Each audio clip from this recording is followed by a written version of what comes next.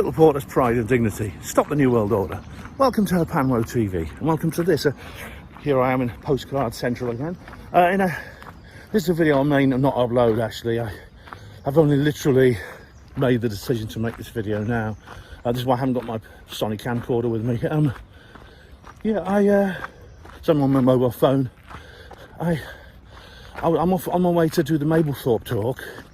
I won't be doing a video recording of the talk. I'm going to do an audio recording of it, which will be on Panwo radio. So the talk you can hear, but you won't be able to see my pretty face. But I thought I'd take the camera and do some filming anyway, because something might happen. I might see something interesting. And I'm staying over an extra day. I mean, Sarah, she said to me, you know, next time you come, stay over an extra day. You know, we'll have a look around, see what we can see, and things like that. So, I'm going to do a film anyway, a mid-video, and decide later whether I want to use it on Panwo TV. So I'm heading for the coach to London. The only way to get to Lincolnshire is to go via London or Birmingham. It's like this kind of black hole in the middle of the transport network, sort of in the Midlands. You sort of do dogleg one way or dogleg the other, but you can't go direct. So here we go. I'm at the coach stop now. I don't know if you've noticed this, but more and more you have like fewer and fewer benches to sit on, and you just get these things here. Now these are kind of what are they? It's like leaning perches, really.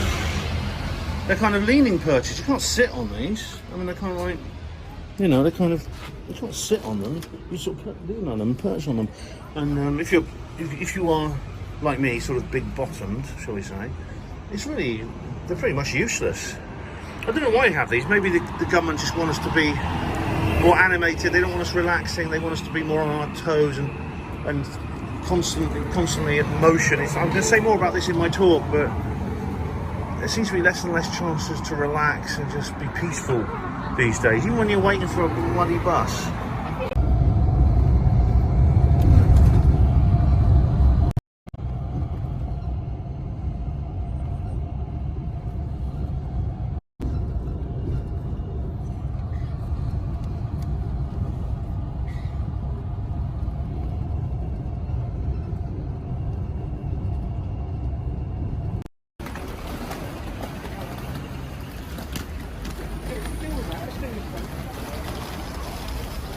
Well, I'm back in London again.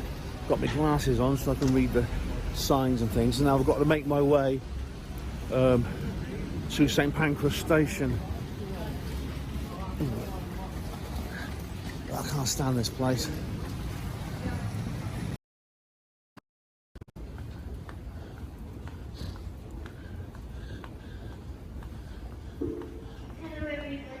Everyone's in such a hurry. I'm the only one walking at a normal pace. That's London for you.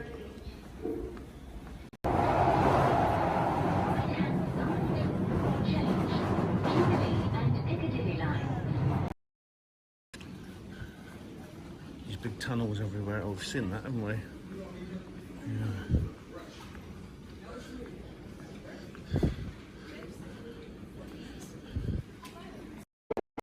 Yeah. Watching you, watching them. Solar farm, look at them, on covering up a field for those things which no one needs. It's huge.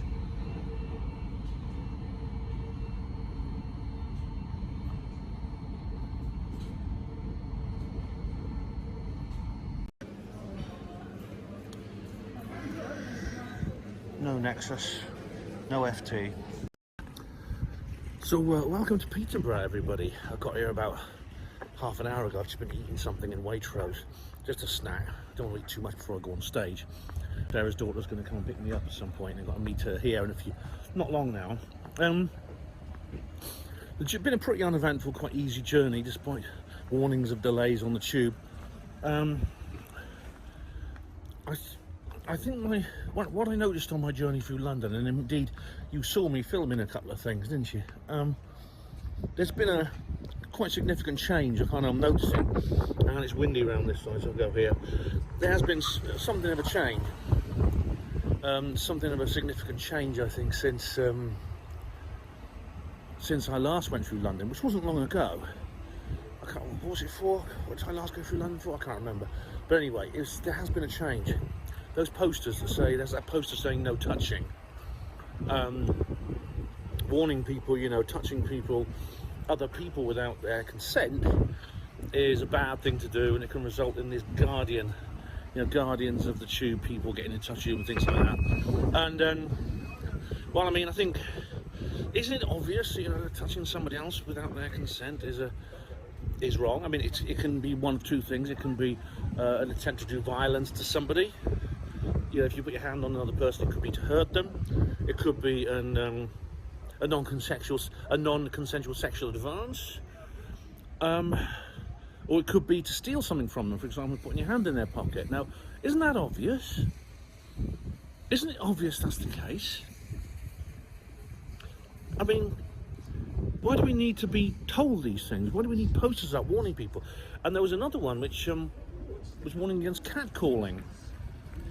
Catcalling is simply talking to another person or saying something to them without entering into a conversation where it's appropriate of a lewd nature. You know, just nice tits love or something like that. All right, or wolf whistling somebody or things like that. Now, again, that's rudeness.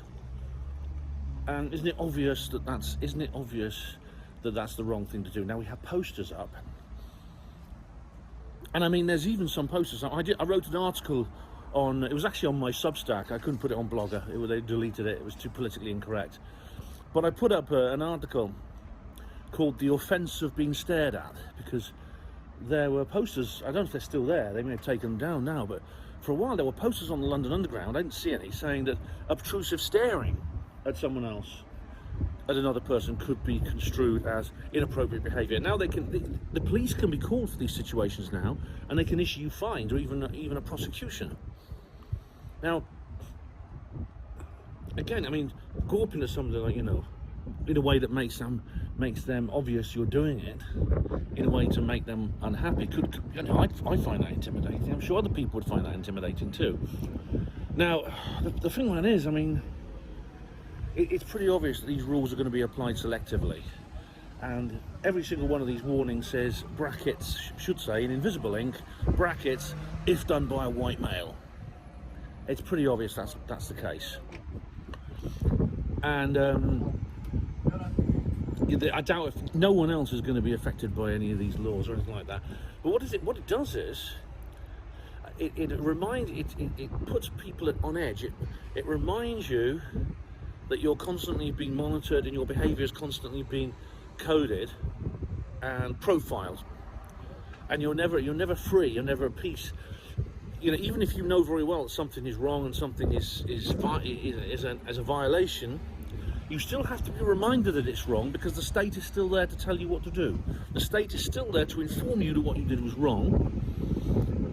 And of course, things like, some of these things may well be, I mean, normally it's pretty obvious what lewd behaviour is. It's pretty obvious, I mean, to everyone else. What you'll find is, indeed this is the case with the staring. Staring simply means to have your gaze, like that, on a particular place for a long period of time. That's all staring means. It means to look at something for a very long period of time. Now, you could do this accidentally when you're daydreaming. I'm someone who daydreams a lot, you know. But the person, I might accidentally stare at somebody, and that's what I mean if I'm daydreaming, and the person then could then report me. And being a white male, I wouldn't really have a leg to stand on. I'll be bringing some of this up actually in my talk this evening. It's still windy. And unfortunately this rule is also going to be abused. People are going to take advantage of it. What they're going to do is, and this always happens actually when these Big Brother laws come in, you might get into an argument with someone for a perfectly legitimate reason, and you might conduct yourself completely properly in this argument. You might like trip over someone or bump into them accidentally or something like that, and they will then report you for inappropriate behaviour even when it doesn't exist. So for example, you accidentally bump into someone and it's their fault, and they say, oh, watch where you're going, and you say that was your fault, and things like that. Right, ladies and gentlemen, I'm at the Dunes complex here in Mablethorpe. Have a look. Very nice, isn't it? The last time I came here was October and it was a bit cold and it was darker. But now it's actually sunny and warm. It's great. It's a great. It's best to come here in the summer, I think. Yeah. All right, guys. This is my setup here. Very thanks to Tom for being the tech guy. It's all going to be on the TV screen. We're in this little room here. I won't show you any of the people coming, just in case they want to keep they keep themselves anonymous. But yeah, I'm looking forward to this. I'm wearing my space tie. Ironically, you know, about half of these space missions actually aren't real, and they've been faked. But I still wear this because it looks quite cool. So there we are. It was a kraken. All right. I can see your face. Or you're Your life. streaming. Right, evening everybody. Thank you very much for coming tonight. We have the amazing Ben Emlyn-Jones who's talking to us tonight about a deep dive into the BBC. I'm sure it's going to be preaching to the choir here, but he has got some new information as well that you'll be very interested in. So give it up for Ben. So it's just let me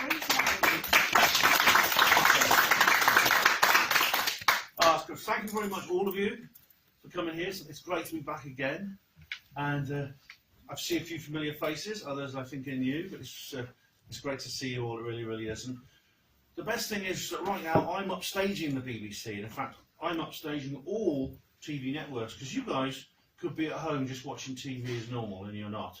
And that is an amazing thing, because for these people in the room, there's more. You're going to see more of intellectual substance. You're going to absorb more of intellectual substance here than all the millions of people watching TV at home, because television basically is really bad. Let's put it that way, really, really bad. And well, of course, there's many, many TV networks. We're going to be talking about one specifically. But before we go, I'll just give you a bit of background to myself. This is my website, Hospital Porters Against the New World Order, known as HAPANWO for short. There's lots of other little websites, like a news site, and I have a YouTube channel, and I do my own radio show as well. Some people will be listening to me on HAPANWO Radio at a later date, and thank you very much for those of you who tuned in. I know some of you watching on Facebook. Thanks hello everyone who's watching on Facebook. Much appreciate you tuning in. And actually, this was me, the porter in Buddha. I was a hospital porter for 23 years. I ended up losing my job in rather mysterious circumstances, and I don't have time to give you the details, but this has happened to quite a few people, and it was directly connected to what I do with HAPANWO, and they admitted that. They didn't have a problem with my performance and conduct on duty. It was my off-duty life that they sacked me for. Quite something, isn't it? All right, so what is the BBC? Well, it's the British Broadcasting Corporation, although I'm sure many, many people have thought up other words to replace those. Most of them not very complimentary. British Brain Buggering Corporation, various other things like that. Old shitty. Exactly. That's another one. Yeah, that word often comes into one of the B's. C also has been several words put in for the C. But basically, yeah, I'm not going to be complimentary this evening. I'm going to be critical, very critical and insulting towards the BBC, and I think they deserve it. And what I say applies to other TV networks as well, because I am going to discuss material from other television networks tonight. It's not because the criticism that I have of the BBC, I could use for any other network, any of the other networks you see around the world, and indeed such as ITV, and in other countries there's CNN, in the United States, etc. Same counts for those. Some of them are worse or better in some ways. But the reason I'm talking about the BBC this evening is because the BBC is the world's largest media corporation of its type. That is a state-owned national broadcaster. The BBC is by far the biggest. Despite that it has the word British in its official title, it's not just British, it is a worldwide network. It covers the entire globe. It broadcasts in 29 languages regularly, plus many, many others irregularly. And it has a presence in virtually every country on Earth. It has correspondence journalists and studios in every country on Earth. and it is part of the bigger organisation called the BBC Worldwide. So, in a sense, BBC Worldwide is the umbrella organisation. It is the cartel, the head of the cartel, basically, is BBC Worldwide. And of course, we've had BBC Radio World Service for quite a long time, but we also have the same with television and many other outlets. Seeing as the media, audio and video media has expanded and is so much more sophisticated in terms of technology, the BBC, like all other media organisation, has adapted itself and expanded into that market, into that space. But where does it come from? Well, the BBC can be traced back to this place. John Reith, this guy is called, or sorry, Baron Sir John Reith, his name was, because he was knighted. I mean, he's as like, you know, it's obvious he was going to be knighted. He's as likely to get a knighthood as I am not to get one. So yes, Sir John Reith. Now he started off working at the Marconi plant in the early 19th century, and he set up the British Broadcasting Company in 1920. This was before it got its Royal Charter in 1923. That was an important change, but he was the first Director General of the BBC, as the title became. Now, believe it or not, this is really quite amazing, but the Marconi Company in Manchester, where Reith worked, started mass-producing radio sets as early as, I think, 1919, this first model came out. Now, it's hard to imagine, but really, there was a period between the invention of these devices, these mass-produced radio sets, which were reasonably, they were pricey, but they weren't excessive, and the signing of the Royal Charter in 1923, that basically anyone could go and set up their own radio station.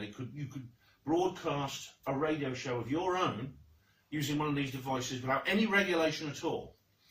There was no licensing required.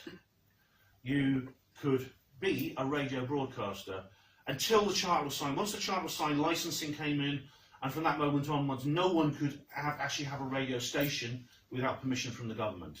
And that was a situation that lasted right through, I'd say ended in the mid-1990s with the creation of the World Wide Web. Because once that law was launched, anyone could make their own internet radio shows. Indeed, people do today, and like myself, and many of you in this room. In fact, it's those stations, the only ones I listen to nowadays, really. So this is an early Marconi radio set which you could buy and be your own, not only be a radio receiver, but you'll be a radio broadcaster as well. So what happened with the dawn of licensing was, it's actually a bit like what's happening to the internet today, because there's a parallel, because the internet now is being tamed, it's being broken, it's being corralled. And a slightly lesser process actually started in the early 1920s with that, where there was licensed stations. Now, of course, stations continued to be broadcast without licenses. They were called pirate radio. And has Miles Johnston spoken here? Has he ever been here? No, not had Miles actually. No. Miles, of course, is one of the great characters of this community, and a great researcher. He has the Basis Project. But he began in Irish pirate radio.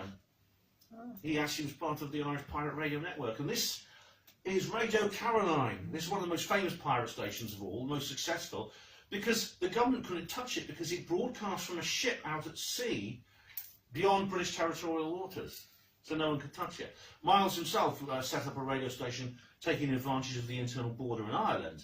So some of these pirate radio stations were not really illegal in the sense that the government couldn't do anything about them, because Miles set up his radio station, I think, in Donegal, Kiss FM, and it broadcast into Northern Ireland, which was a separate country.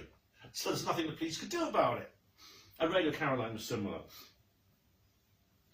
In 1923, after the Royal Charter was signed, the BBC moved into its first formal headquarters, which was in Savoy Place in London. The BBC's always been centred on London, although it has branches everywhere. It has outlets, it has various regional stations for TV and radio as well. Some of you are familiar with Gemma Cooper, who's become quite a well-known figure in our community. She's a former BBC TV presenter who went rogue, and she broke her shackles and joined us. Well done, Gemma. That was the first step. Now, in 1927, the BBC started a great tradition, which is sports broadcasting. This here is the FA Cup final, I believe. Yeah, it's a football match anyway. But this was taken in 1927. These are two BBC radio commentators, and if you couldn't get along and sit in the stadium, you could listen to it on BBC Radio. And as you can see, they've got their broadcasting set up outdoors. It's actually on the roof of the stadium. Do you see that? It's actually set up on the roof of the stadium. The wind doesn't get up because it'll blow them off. Of course, nowadays, radio broadcasters and TV broadcasters at sports events, they sit in soundproof chambers which have been specially fitted into all these stadia. In those days, there were none of these soundproof chambers. You couldn't exactly do radio from the stand because there's too much cheering. They wouldn't hear them. So they set them up here on top of the stand, up on the roof. So that's there was also in 1927 the BBC commentated on a rugby match between Wales and England, which I believe Wales won, if I remember right, in the first ever radio commentated rugby match. This is the BBC's slogan: to inform, to educate and to entertain. In a small letter it says public service broadcasting, and that is 1923. Now, see, that's in Roman numerals, it's 1923. That's when the Royal Charter was signed. However, in my view, it does none of these things. Some of you might think it entertains, well, occasionally. Certainly used to a lot more than it does now. But inform and educate? Nah, quite the opposite, in fact. Whoops. Now, when the Royal Charter was signed and licensing began, there was no TV license or radio at all, and then the TV license began in 1946. And there was nothing really like it beforehand. So before the TV was invented, there was no such thing as a radio license in the sense that we have one now. But what happened was everyone who bought a radio set had to pay a 10-shilling fee to the GPO. The General Post Office handled it. There was no such thing as a licensing agency in those days. But you had to buy this. This is your radio owner's license. It was 10 shillings, but that was for life. It was a one-off payment. I mean, 10 shillings, quite a lot of money in those days. Equivalent about, I think, £120 or so. But once you had that, you had it for life, and you could own as many radios as you liked, and you could get a new set when you wanted to. You didn't have to renew your license. So that's an authentic early license, 10 shillings. Now in 1929, the first experimental TV shows were broadcast from the BBC. Now the TV actually appeared in several different countries at the same time, in the United States around about the same time. And in fact in 1930 there was a radio, a TV play was broadcast by the BBC. It was called The Man with the Flower in His Mouth. It was actually an Italian drama that was adapted into a TV show. And this is actually not a still from the actual TV. The TV show was not recorded. There was no real way to record television in those days. Videotape came much later. But it was broadcast in 1930 on television. Television sets in those days were very large things, the size of modern fruit machines. And the screen was actually, as you see, it was an upright oblong screen, which was actually pretty small. It was like a little thing like that. And TV sets, of course, were being very big, were put into special rooms at libraries and places like that. Very few people could afford to have one in their own home because of the size of them and because of the cost. But this was broadcast, and in the 1960s it was reconstructed using it's the technology of the time, and this is the facsimile. That they created. The King and the Prime Minister both watched the very first TV show, apparently, on the BBC, and this went on. This went, of course, after that for the next 10 years or so. Pre-war BBC, this is 1930 to about 1940, was pretty much. It was like pretty primitive, like I said, compared to today's TV. Certainly post-war. But it was reasonably successful, and a couple of the stars of 1930s BBC TV did carry on with their careers after the war, because TV stopped during the war. There was no television during the war. One of them was Bob Monkhouse. He was as a young man, he actually did appear on several programmes in the 1930s. After the war, he carried on with his career, and he was presenting shows right up until he was quite old in the 1980s. Now, from the very moment these media were invented, someone came up with the idea that this could be used to control people, to control people's minds, and this could be a political tool. This could be a tool of psychological warfare. This is an interesting little still from the film They Live. Who's seen They Live? It's good, isn't it? Yeah. If you haven't seen it, please do. It's brilliant. There were, in fact, entire organisations, and I'll talk a little bit more about those later. There were entire organisations set up for the purposes of thinking, well, how can we use media to make people think and feel in a certain way, therefore they will behave in the way we want them to. And it wasn't just TV and radio, it was print media as well. In fact, print media, of course, has been around a lot longer, newspapers and things like that.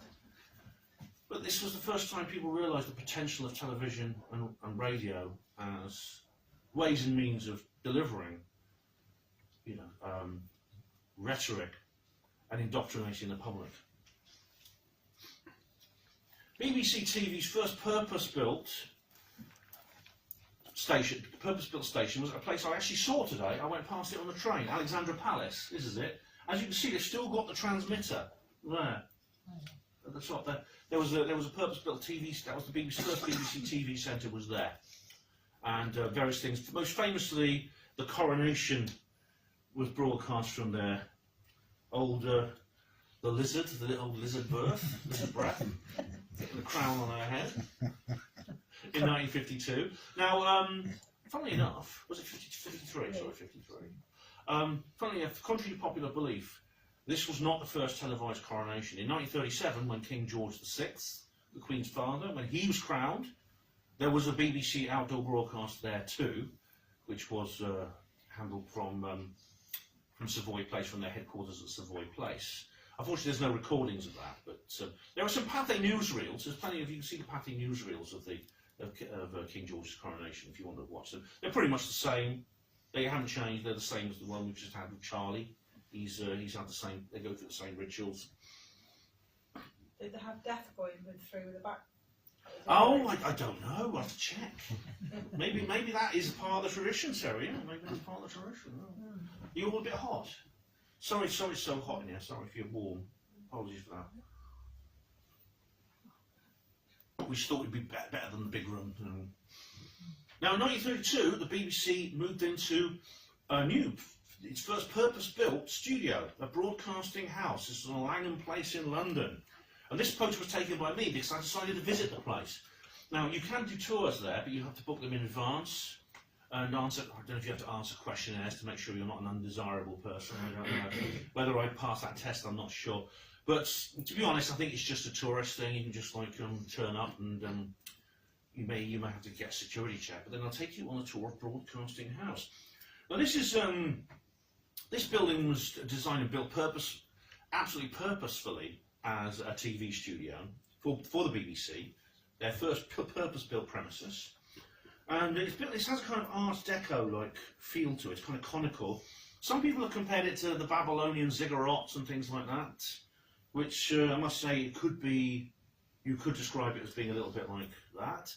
Personally, I think it resembles another building, which I'll show you in a moment. But first of all, the bronze plaque of the British Broadcasting Corporation. That's still there by the door. It was put there originally when the building opened in 1932, and it's still there today. The British Broadcasting Company, set up by John Reith, was changed to the corporation when the Royal Charter was signed. The BBC, despite being called company and corporation, despite these names, it's not a private institution. It's 100% state-owned. It is it's government property from top to bottom, including these buildings. Right now, taking a look at that, doesn't it look a little bit like this? What do you reckon? Yeah. Now this is a painting called The Tower of Babel by Bruegel. Now this is from a Bible story. It's very interesting, the symbolism here, because the Tower of Babel in the Bible was built by a king called Nimrod, and there you can see Nimrod in the bottom left here, with someone kneeling in front of him. Nimrod wanted to build a tower that could reach heaven. And so he started building this tower, and I can't remember all the story, but it connects into things like languages and things like that. And it's associated today, well, it has various occult meanings, but it's associated today with the unity of nations, the coming together of nations in bringing different nations together into a big bundle or together into a union, which may be why, in fact, it is why the European Parliament looks like that. Yeah. You see what? It's there's a picture. Of course, the union flag at the end is gone now. But you have here all the nations. There's a list of all the nations, member states they call them. And of course, in pride of place at the front, you have the gender study professor's apron there, flapping in the breeze. But that was actually deliberately designed to be based on Bruegel's Tower of Babel, definitely. Now this is George Orwell, the great man himself, prophet of our times. As you see, speaking into a BBC microphone. It's sad that there are no recordings of Orwell's voice. He was quite a shy person. He didn't give interviews. He sometimes talked to journalists who did written interviews about it, but he wouldn't appear on radio or TV. And there are no known recordings of his voice. But he works at the BBC. He see in front of the microphone there. He did a couple of programmes, and he had an office at the Broadcasting House. Now, interestingly, all the offices and all the rooms at Broadcasting House have numbers. And 1, 2, 3, 4, 5 in room 1, 2, 3, 4, 5. Now, can you guess the number of George Orwell's office? George Orwell's office at the Broadcasting House was room 101. Yeah, how about that? Yeah. And of course, this is a statue of George Orwell at the BBC, and the irony is not lost on me. It really isn't. Yes, they put up a statue to a man who would have hated everything they stood for. But the inscription means freedom is the right to tell people what they don't want to hear. That's what it's a line from 1984. Yeah. But I think they must have some kind of sixth sense of humour at the BBC to put this statue on that line there, because this is exactly the opposite of what they're doing. Now, this is interesting. I don't know if this is relevant or not, but I thought I'd include it. All these photos were taken, apart from the Orwell statue, these photos were all taken by me. This is the All Souls Church. This is at Langham Place. This is just outside the Broadcasting House. It's much older than Broadcasting House. It was built in 1823, a whole century before the signing of the Charter, by someone called Thomas More. Now, what's interesting about it is it has this strange rotunda feature at one end, and that looks very much like the Knights Templar Church at Fleet Street. I don't know if you've seen the Da Vinci Code, and there's a rotunda, there's a circular church which was used in that filming. That was built by the Knights Templar. The Knights Templar being an international secret society that was behind the dawning of things such as the banking system, things like that. And the fact that's so close to the BBC, and it has that what looks like kind of neo-Templar motif, I think is maybe significant. I don't know. Now, this is what's known as the Plaza. Now, if you walk up towards Broadcasting House and bear right, you come to this space here. Now, this is an open space where you go forwards. That now is the main entrance to the BBC there, in this very grand sort of shock and awe type thing. I mean, it's pretty obvious it's designed to make all the natives, go, we obey our conquerors. The Roman Empire used to do that. They used to put up these great big buildings, and all the natives used to think they were incredible. Now, on the left-hand side is a cafe.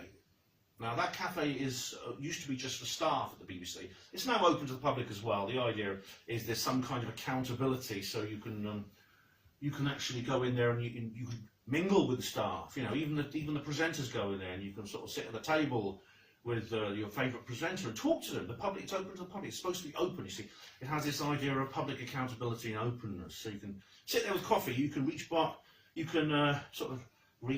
past Lee's Duchit for little bags of sugar and things like that. That's the idea behind it. But to me, it's more fakery. It's more just trying to put people off their guard. And I'll explain more to you why that is in a minute. Now, here we go. Right. That's a closer look at the front entrance with the big BBC logo across it. See, it says BBC. Now, that logo is quite recent. I think it dates back possibly to 2013 when the new Broadcasting House was opened, because the original Broadcasting House has been extended. Now, BBC TV I'll show you the BBC TV Centre in a minute, but basically it's all now at this one location, and they had a new logo redesigned for it. Now this new logo took an entire, I think it took 8 months to design, and cost £11 million. Oh, no, it cost £700,000 to design that logo. They employed a whole team of artists and graphic designers to design the logo. See, this is the old logo of the BBC. You may be familiar. This is the one most people, I think, pops into their head, because for many years before the new logo. Are you okay? You all right there? Yeah, no, I'm fine. Okay. You a bit too hot? No, I'm fine. I'm aching. Oh dear, sorry. No, it's not you. This is what it used to look like, and then they decided to change that after, like, this was BBC logo for about 30 years. So they so they just thought we'll spend £700,000, get a team of artists in, and get a new one. Well, £700,000, 8 months to turn that into that? Are you serious? I mean, yeah, if you imagine the artists, can't you, just sitting around, because they got this commission, they just go out and spend it and have a good time. You know, go on holiday, go to nightclubs, go to posh restaurants, and then a week before they have to deliver the new logo, what do they do? We haven't done anything yet. We haven't done it. We haven't started work on the logo. Just straighten those things up and get rid of the coloured lines. 5 minutes. That's all. 5 minutes, 50p. That's all that would take. There it is. There's the new BBC logo. Now, in 1960, BBC TV moved to from Alexandra Palace to its specialised headquarters at the BBC Television Centre. This is in White City. This has now been closed This was enclosed in 2013. Everything was moved to New Broadcasting House. They set up, like, it's called New Broadcasting House. There's the John Peel wing. I'll show you those in a minute. And this is now standing empty. I don't know what they're using it for now, but it's still there. I didn't take this photograph. It's quite a recent photo. This is the John Peel wing at New Broadcasting House. John Peel is one of the people who was named during Operation U-Tree as a possible sex abuser. I don't think any formal charges have been laid against him, but he was one of the people under investigation. I know that. Although I personally have a dim view of that investigation. I think it was possible that the investigation itself is just another part of the cover-up, in my view. But that's called the John Peel wing, and it hasn't changed its name.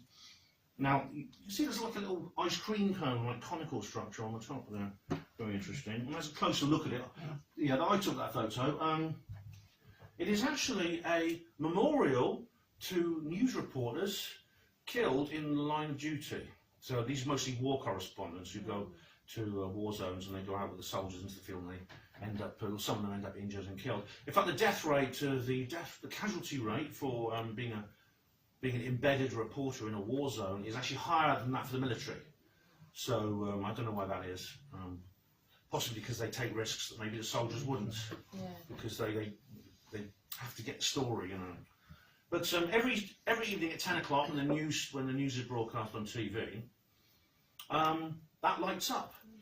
It looks a bit like a flaming torch. You know, flaming torches have been seen before. There's one above the place where Diana got killed, the tunnel in Paris.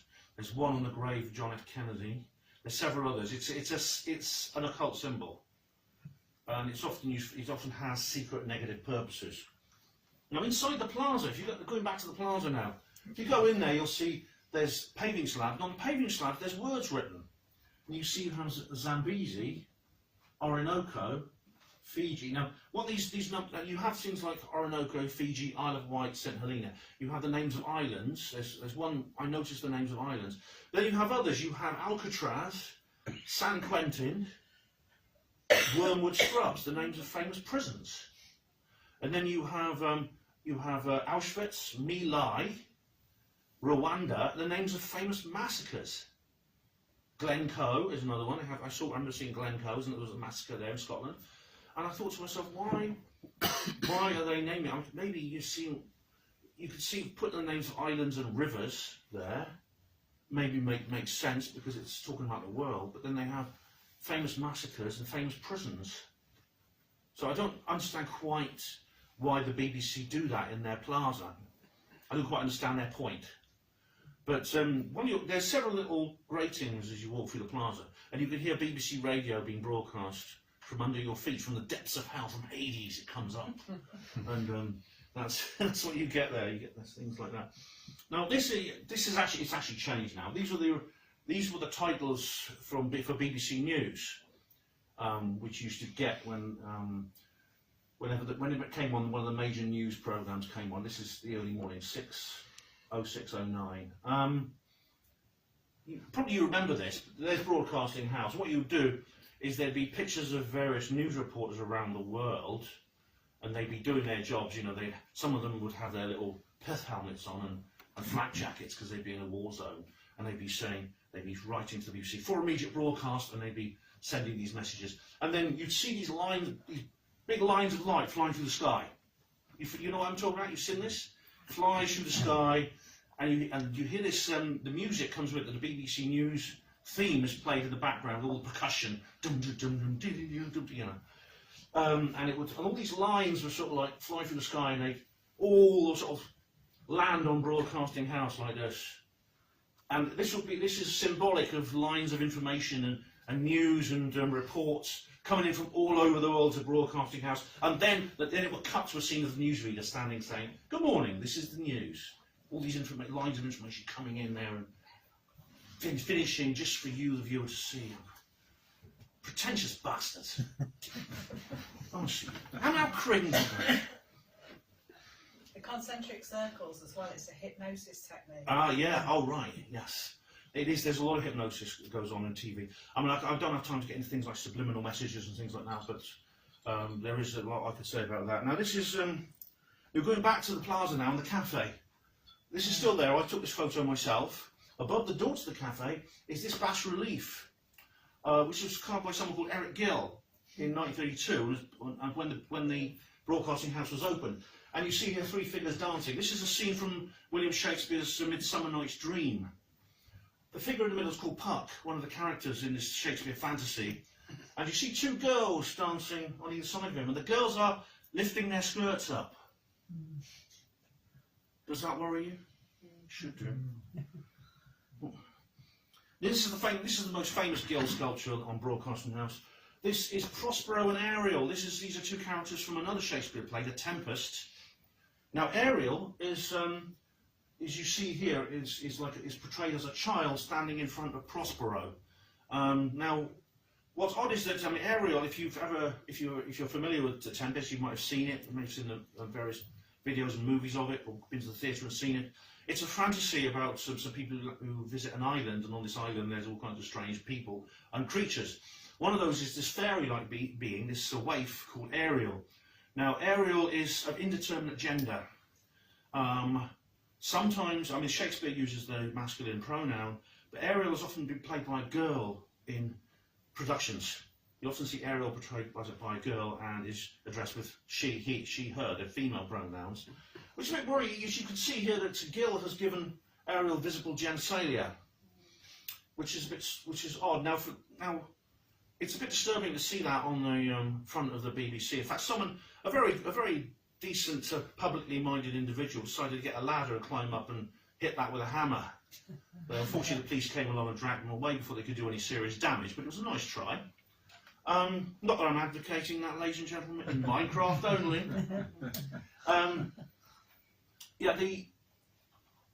See, in classic sculpture, dating right back to ancient Greek times, and indeed this went on into the artistic traditions of the Renaissance, nudes tended to be very sexless. The men would have very, very small penises and testicles. Very small, just tiny little things like that. And the women would have nothing at all. The women would be like Barbie, just a blank space. And this also counted for children. So the fact that Gill, you can't actually tell from this picture whether that's a boy or a girl, but the fact that Gill put visible genitalia on Ariel is a bit worrying, I think. Now this is another photo I took. This is the only Gill sculpture on Broadcasting House that really doesn't really make me very worried. This is another scene from Midsummer Night's Dream as Puck again, with these two beings at either side of him. That's around the side. You go up Langham Place, and there's this area here. I'll come to that in a minute. That's Gill himself carving. He's working on another sculpture there. That's Eric Gill. This is a self-portrait of him in I think he did that in charcoal. Eric Gill died in 1940, and he was regarded as a hero. Even today, there's the Eric Gill Society, the people who maintain his work and admirers of his work. Then there was a biography written of him, stating that he was a sex abuser and he abused his daughter and even the family dog, his 2 daughters and the family dog. Now, he was never arrested or prosecuted, but both the daughters, when asked about this in 1980, 40 years after his death, said, yeah, that's what he was like. So that to me needs explaining, especially when you consider that he was commissioned to do these sculptures for the BBC, very early on in the BBC's history, and people say, well, possibly the BBC didn't know at the time. But I don't buy that excuse. I don't buy the idea that the BBC doesn't know about these things, because they do. They know, they do. The idea that they don't know what's going on and they just hold their hands up and plead ignorance, I don't buy it at all. This guy, Jimmy Savile, worked for the BBC for 46 years. He was one of their biggest assets. He was one of their greatest stars. And after he was dead, only after he was dead, was it admitted publicly that he had been a prolific serial child abuser. Not only the BBC, but in other areas of his life. He was a charity worker, and he abused children in the course of his charity work, and also, and it fills me with pain to say this, and I find it very difficult to deal with, really. But he works as a hospital porter, and he abused patients. That to me is a slight and a blow, and it is a dishonour of our profession. And nobody said a word. Do you recognise this guy? Yeah. Johnny Rotten. Yeah. Now, I don't know how many of you are old enough to remember, but if you were, you'll realise that this guy was an absolute god. He was an icon for every rebellious teenager at one point. Yeah. And if you really wanted to be a true anarchistic, mean-living rebel, you had to have a photo or you had to have a poster of Johnny Rotten on your wall. And the Sex Pistols and Public Image Limited was the music you listened to. And in 1978, Johnny and his band they did an interview for the Old Grey Whistle Test, which was a TV show on music at that time, and they recorded some audio, and it was just an informal discussion afterwards. Which was recorded. The audio of it was recorded. It was never broadcast. But I'm going to play it to you now.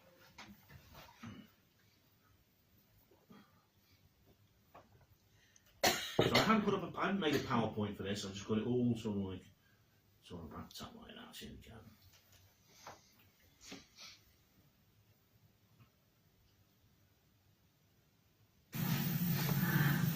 Do you think you're going to make a film?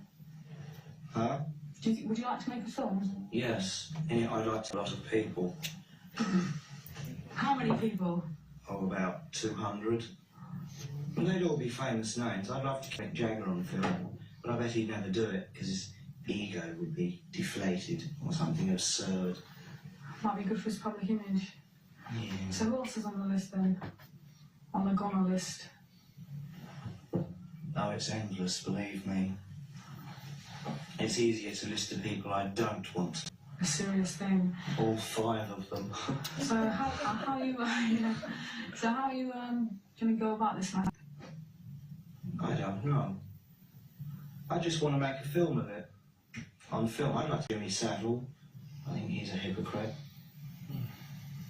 I bet he's into all kinds of seediness that we all know about but are not allowed to talk about. I know some rumours. We know about we're not allowed to talk about. Well, people always tell you things, don't they? Ain't I a bit shy, don't you think? On occasion. I bet none of this will be allowed out. I should imagine libelous stuff would be on that. Nothing I said is liable. God, you see, you're really well trained. I mean, I'm interested in the way you've...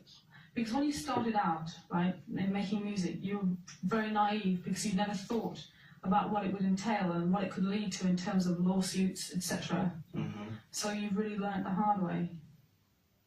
Right, interesting.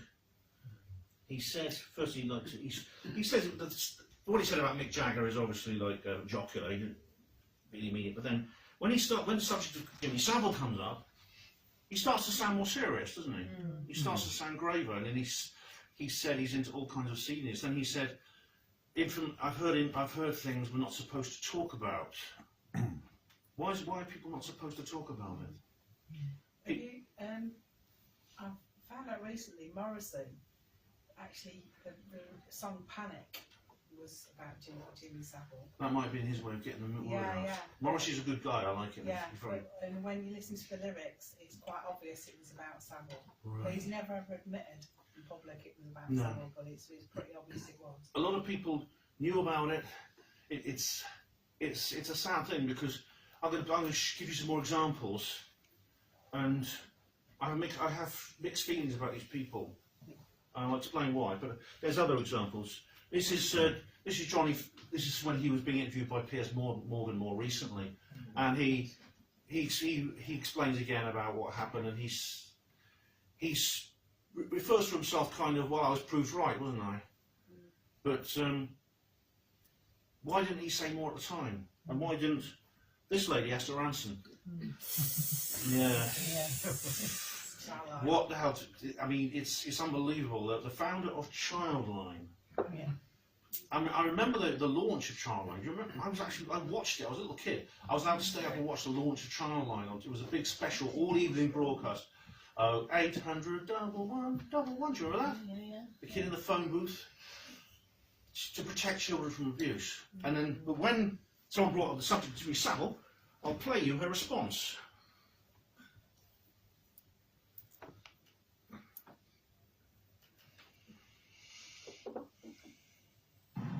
Given that you went on to found Childline and you campaigned to protect... This isn't Lou Collins, by the way, interviewing her. Someone said was she interviewed by Lou Collins. Esther Ranson would never speak to Lou Collins. She would never allow anyone like that near her. Vulnerable young people.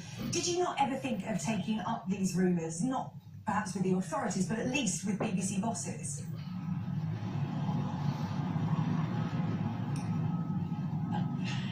It would have been completely irrelevant to anything that I was working on. Nobody had ever complained to me. Of course, if a child had come to me, or a young person had come to me, or Childline, we would have acted upon it. But all I heard was gossip in the office, and I never worked in his department, although I did once or twice appear on Jim Will Fix It. It was only as a guest. So I never played a part in his life or in his career, and nobody ever complained to me. Office gossip is one thing, but to hear allegations about a colleague and child abuse is something else. How far up the TV ladder do you think these rumours went? I have no way of knowing that. I do know that one of the people interviewed in this programme witnessed Jimmy Savile actually abusing a child in his dressing room. But what she did with that information, who heard about it, who decided whether or not to proceed, I cannot tell you, I don't know. Well, the BBC released a statement saying it found no evidence or any misconduct or even any allegations, so really it's not possible for them to take any further action. But given that he was a star of the corporation and some of these alleged abuses were said to have taken place at BBC TV Centre, is that good enough? No, of course it's not good enough. But it's an extraordinary thing for her to say. I mean, it was irrelevant to what she was doing. She's described the office gossip as irrelevant. However, did she tell anyone? Did she alert any of the authorities? Did she go to social services? Did she go to the police? Or did she may have said something to her managers, but I mean, when the managers don't do anything, as the reporter says, you've got to ask how far up the chain of command does it go? How many people knew? How many people in authority knew?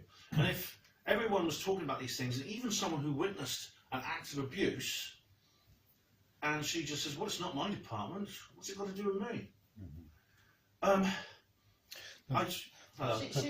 husband was quite a big name in management in the BBC, wasn't he? Right, I see what I mean. I do wonder if her husband might have talked to her. Her husband might have known as well and not said anything, or he may have even been an active part of the cover-up. I don't know. I mean, it's people like Esther Ranson that are the gatekeepers. Yeah. because she wasn't, started up Childline. Yeah, I mean, Again, that's like a gatekeeper as well. it could be she. It could be she. I don't know for certain. I wouldn't accuse someone without evidence, but could she be an active participant in the suppression? It would be the perfect cover for her, wouldn't it? Yeah. It would be the perfect cover, wouldn't it? Being in charge of a child abuse protection organisation, if that was the case.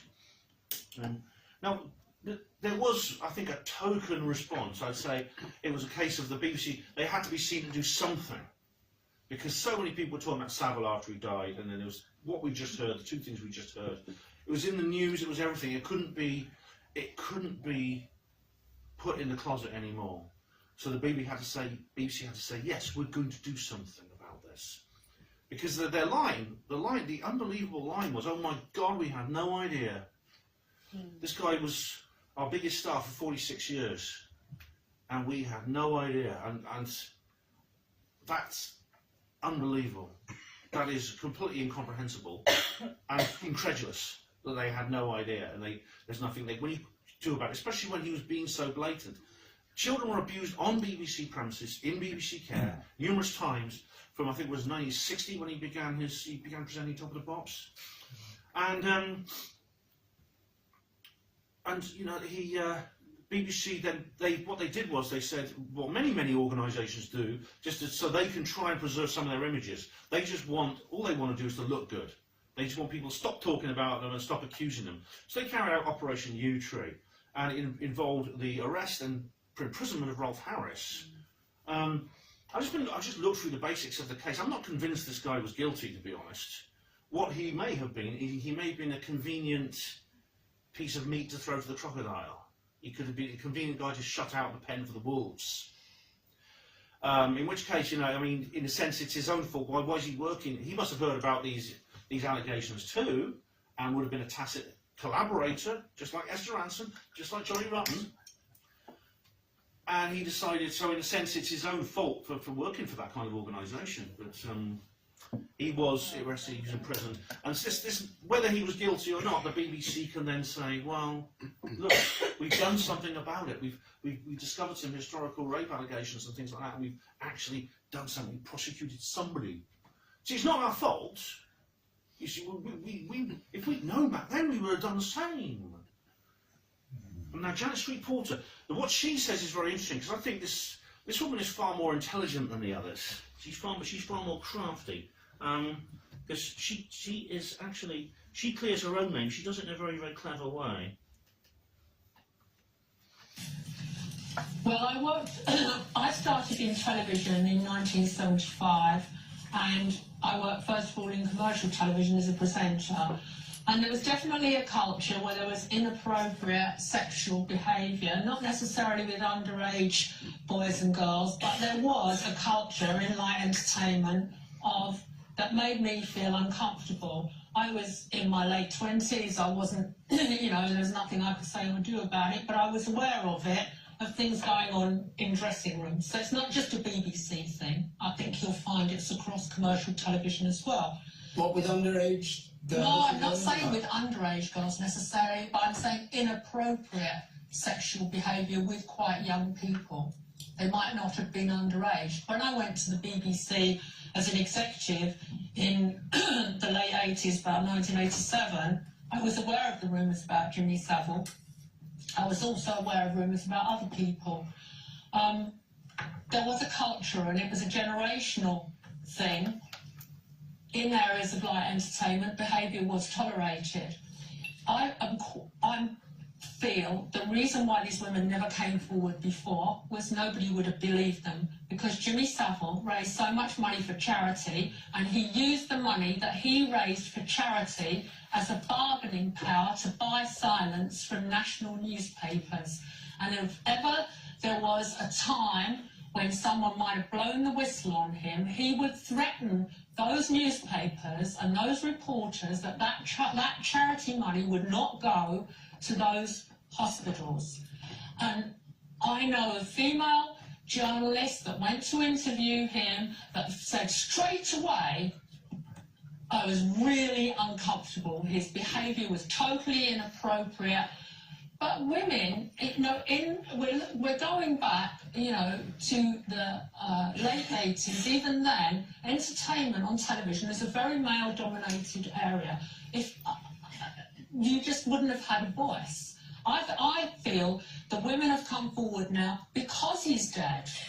Because and it's just shocking. But there's no doubt in my mind that it happened.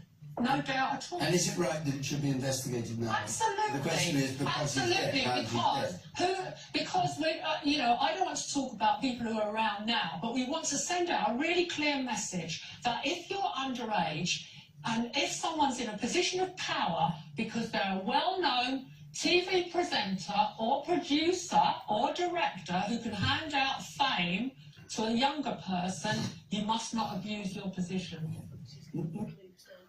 Now, what we're looking at there is someone who's she's a lot cleverer than the others. She's basically doing the same thing as Esther did, trying to cover her backside, making out she'd try and deflect the blame away from herself with excuses. But she uses some very interesting excuses, because she starts out with the same basic thing as Esther. Oh yes, I was aware of these rumours. Even though she said she was an executive at the BBC, she wasn't just like a presenter, she was in management and she heard rumours. Well, in any large institution I've worked in, if someone hears rumours about something, hears rumours of somebody, I don't know, lighting up a cigarette in a no-smoking zone, you'll have guys in suits around banging on the door in no time.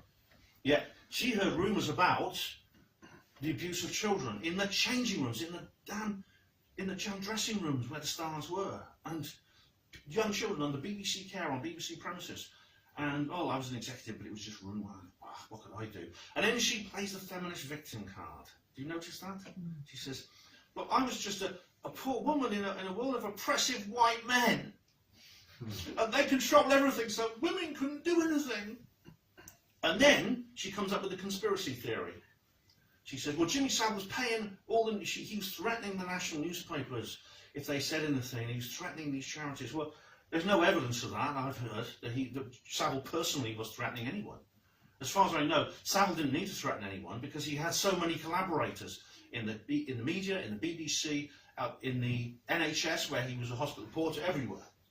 So what Janet Street Porter's done is she's covered her own back. She's absolved herself of the blame, but she's done it in a way this is quite, which is much more clever. She's much more strategic, and maybe this interview was done later. I know it was on Question Time, which is horrible. I can't bear to watch it. It's a horrible programme with Peter Sissons there as the presenter. So she's a lot more clever than the others, and she cleared her own name in a much more devious way. I mean, my first instinct is to be angry that this happened and that Savile got away with it. No one did anything to stop him, even though it would have been possible to.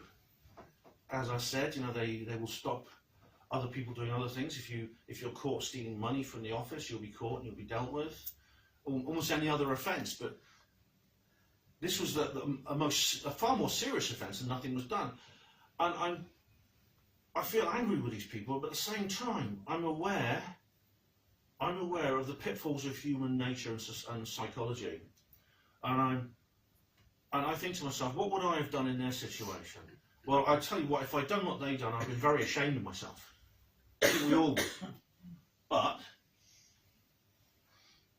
people in institutions, people especially when they're not aware, they may not have all the knowledge that we do, and they may not even be the kind of people who have a sense of justice and a desire for abstract principles like we do.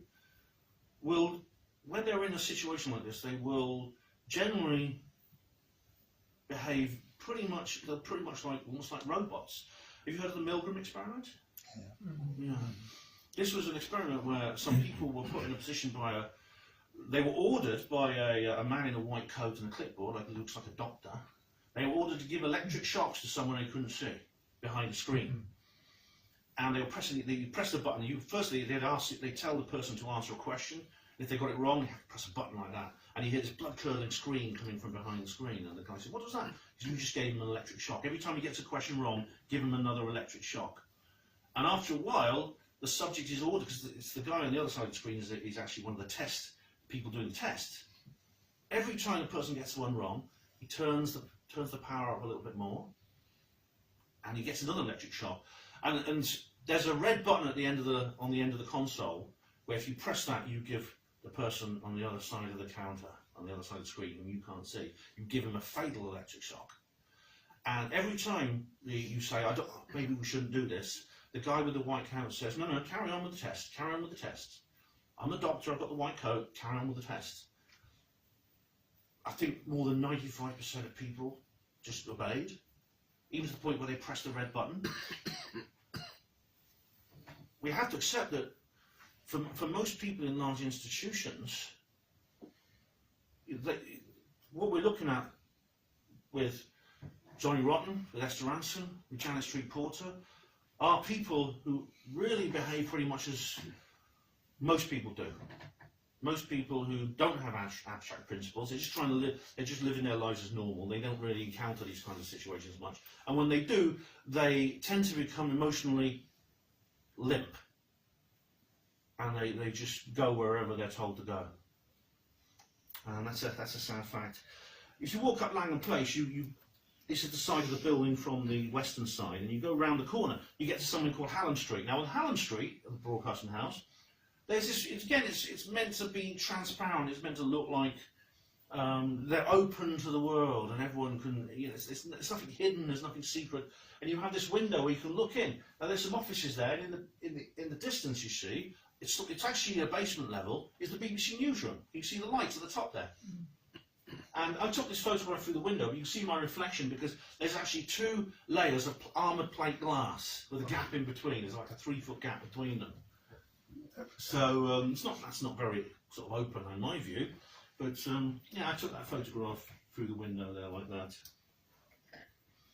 Now, the annual budget of the BBC is about £6 billion. 4 million of it, 4 billion comes from the TV licence, or it did. They're not raising as much money as they used to. BBC TV licensing began in 1946 with the first when the post-war BBC service began. This is very different to the original 10 shilling radio licence, because this is something you have to get over and over again. Every year you have to renew it, and everyone who owns a TV is legally obliged, apparently, to buy a TV licence. Now, how much is it these days? I haven't paid for it. I haven't bought one for so long. I don't know. But you see, I bet you none of you. I bet none of you in this room even have one, because you're like millions of people now. Because the whole BBC licensing system is just broken down. That's a good sign. That's a good sign. The reason it's broken down is because of these scandals. Because I think most people don't want to forge their own shackles. They don't want to pay money to be brainwashed. And that's what gives me, it's one of the things that gives me hope, I think. Now, the backlog in the magistrates' courts, I think, is now about 140 years for TV licence evasion. It's like 10% of all their cases. So you won't live long enough ever to be prosecuted if you... When the enforcers come along, just do what Daniel Bostock does, so tell them to go away. So, I'm not paying for rapists and paedophiles, goodbye. And they go away. The BBC had a lot to say about people like us, the conspiracy theorists. There's been several programmes about our beliefs over the years of various kinds, and they have been appalling, really bad. And I think it's only from our side of the divide you can actually see the depravity, the levels of depravity we're talking about here, the levels of dishonesty, the levels of misrepresentation and distortion in these documentaries. Now, this is not a BBC programme, it's actually on Netflix now. It was originally on Channel 4. Confessions of an Alien Abductee. Has anybody seen this? It was absolutely shocking. It was, wasn't it? I was working with them at the time, and the footage that they got and the way that company got them to do stuff about that thing with the fried chicken and everything. But she didn't say that at all. They got her to say that, and they just made everyone go bonkers. They did. And I've seen like Marie Cariali and whatever. I saw something in her arm wiggling up. Yeah. She had got implants and things, and they completely. Well, both saw it. This was a travesty. It was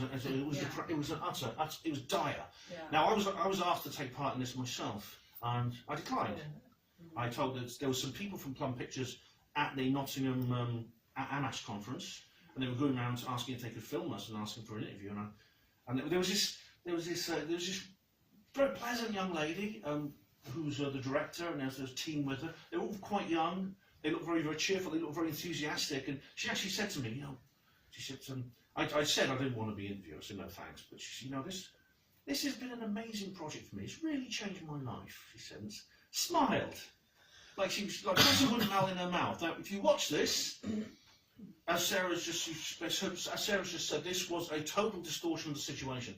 That lady there, Chantal, I got to know her a bit, and I got to know her well enough to know that what you see if you watch this, and you can see it on Netflix now, is essentially a fictional character of which she is playing. The real Chantal is playing a fictional character, which is the imaginary Chantal, because they portray her, and they did follow these people around for a week, and she only gets about 20-25 minutes of airtime in this hour-long documentary. Like they all do. There's Simon Parkes, Marie Kayali, and then there was Miles and Joanne. Joanne Summerscales. Yeah, Joanne Summerscales as well, who was involved too.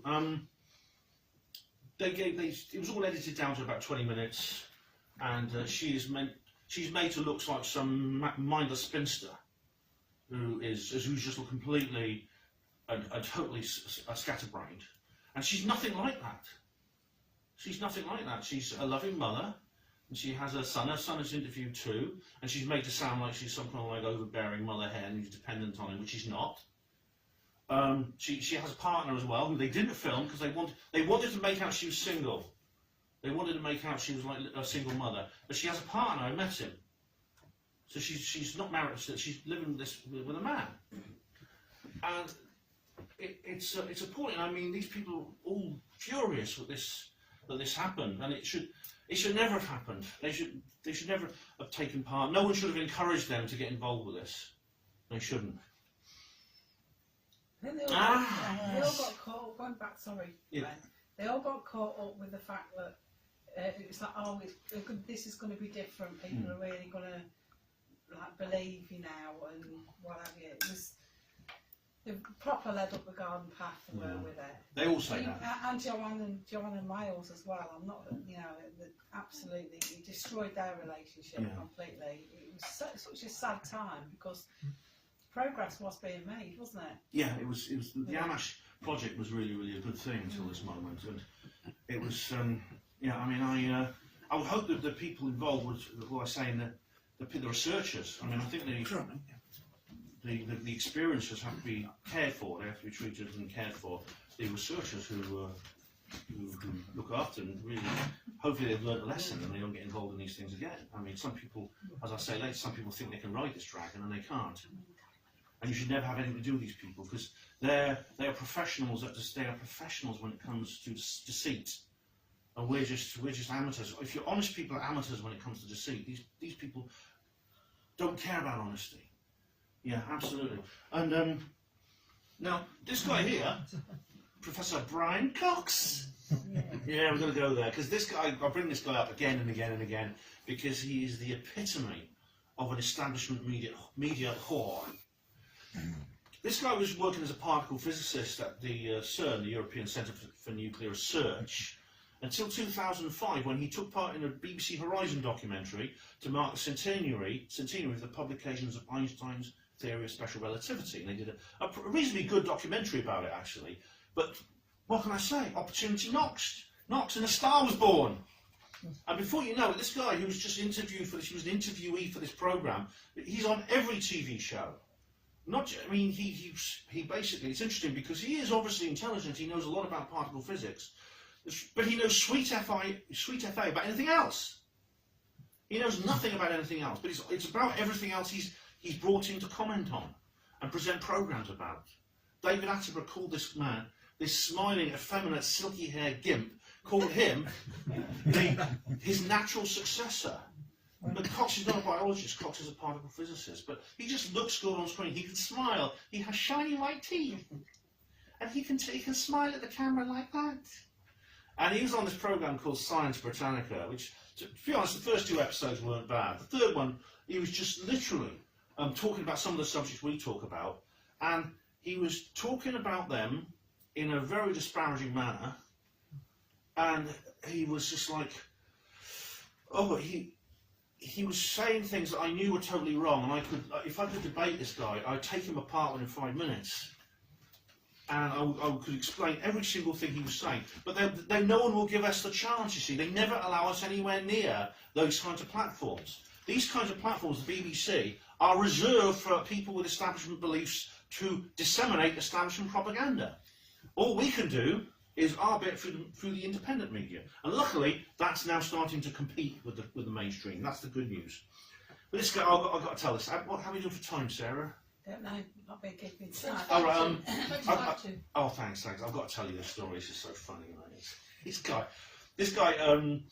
guy was the presenter of something called Stargazing Live, which, as it suggests, is a live astronomy program from the Jodrell Brank Radio Observatory in Cheshire. And his co-host is Dara O'Brien, who is an astronomer. Now, Cox is the main star of the show. He's never been an astronomer. That's not his field.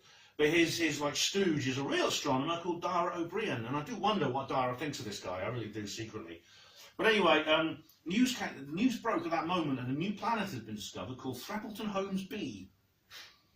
And Cox, this happened while they were on the air. Cox says, "We got an exclusive here. Let's point the antenna at Threppleton Holmes B. Come on, let's do it. Dara, move the antenna." And so the Jodrell Brank Observatory started turning its antenna towards this newly discovered planet. And the BBC cut the programme, they cut the live stream, they cut the feed. And they just put up signs saying, "Sorry, we've had to interrupt this programme for various reasons. Hope you don't mind," you know. But you can just imagine the scene at the observatory, Cox jumping up and down. What's happened? Don't ever cut me off, I'm too important." But he was probably something like that. This guy's got such an ego, he probably can't stand it when someone like they cut the feed, and he was probably on the phone to the gallery. "What's going on? How dare you?" And the reason what the BBC said was that they interrupted the programme because they were concerned that this was obviously a live show, and they were concerned that if the telescope picked up any transmissions from Threppleton Holmes B, even though it's 600 light years away, it's not orbiting our sun. It's an exoplanet orbits another star.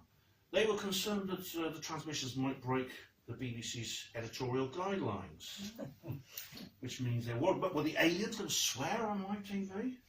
Anyway, he doesn't understand he doesn't understand any of the significance of this. He really doesn't. Now, this is BBC Conspiracy Road Trip. Right? This is where this guy Andrew Maxwell, who's a comedian. You've got to have comedians presenting these programs. It's either him or it's that Canadian guy who did the other one. I can't remember his name, but. They always have comedians presenting these programmes, which says it all, doesn't it? They make a joke out of it. He took these 5 people, what do I call them? Contestants? Mugs? Victims? He took these 5 people on a road trip in this coach here to visit the sites of 9/11, where 9/11 happened, to see, because these people all believe in the 9/11 conspiracy theories. You know, they don't believe the official stories. And he took them all along to try and change their mind. Now, he did succeed with one of them, the tall guy in the middle, Charlie Veach. Anyone remember him? Yeah.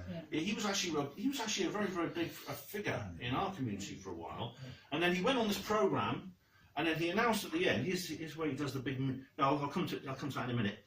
This is where he does the big mea culpa at the end. This is the final scene where he's talking to the presenter with his ridiculous yellow sunglasses outside the White House in Washington DC. And he says, "Yes, I used to believe in these conspiracy theories, but you've all explained it to me now, and I realise I was wrong." And he changed his mind. And how was he persuaded? He was shown this very intricate engineering schematic of the Twin Towers. And someone says, "Well, I see. I see. I realise now I was wrong all along. Oh dear." And he changed this information alone caused him to change his mind. And to this day, I mean, he's still got his YouTube channel. He just goes around like trying to aggravate homeless people on the street now. Cheering for Israel. Oh yeah, he's very pro as well. And I've got to tickle the crackhead. It's really important for me to tickle the crackhead.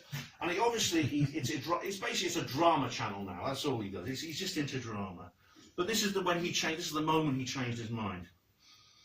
By the way, afterwards, I wrote a review of this programme. As you can imagine, I wasn't very complimentary about it. One of the four others, I won't say which one, but one of these people wrote to me and told me that they had been 100% misrepresented on the programme. 100%. Every single line they utter in this programme is taken out of context when they're really trying to say something else. Every single line they uttered, they're completely misrepresented. Now, what happened was that was a pilot programme, and then they did a 3-part follow-up series, one about biblical creationism, and there were 2 others which were very interesting. One was about the 7/7 bombing, the other one was about UFOs. This is the 7/7 bombing one. In this case, there's only 4 people. One of them was old Tony Topping, there on the right. Anyone know Tony? I like Tony, actually. He's a good guy. I do. He's good. He's a good guy. He bitterly regrets being a part of this programme.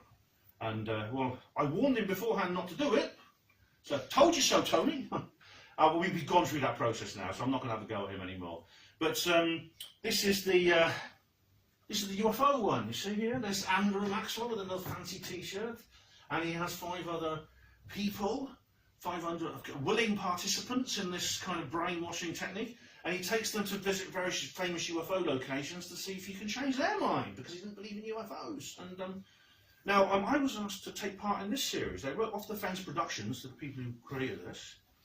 They wrote to me and asked me if I wanted to be in it. I said, yes, certainly, I'll be in your programme. But I'd like to ask, under certain conditions, firstly, I'd like you to tell me what the working title is. Secondly, I'd like to examine your proposal to the commissioning editor of the BBC. And thirdly, I'd like to enter into negotiations leading to me being given some editorial control of the programme. Never heard from them again. There's no way they'd ever allow me in on that. Now, GoFundMe. Now, this is interesting, because I want to talk a little bit about how television influences us. Does anyone want to take a break? Are you all right if I just do this and take a break? Yeah. All right, yeah, I'll just do this bit. All right.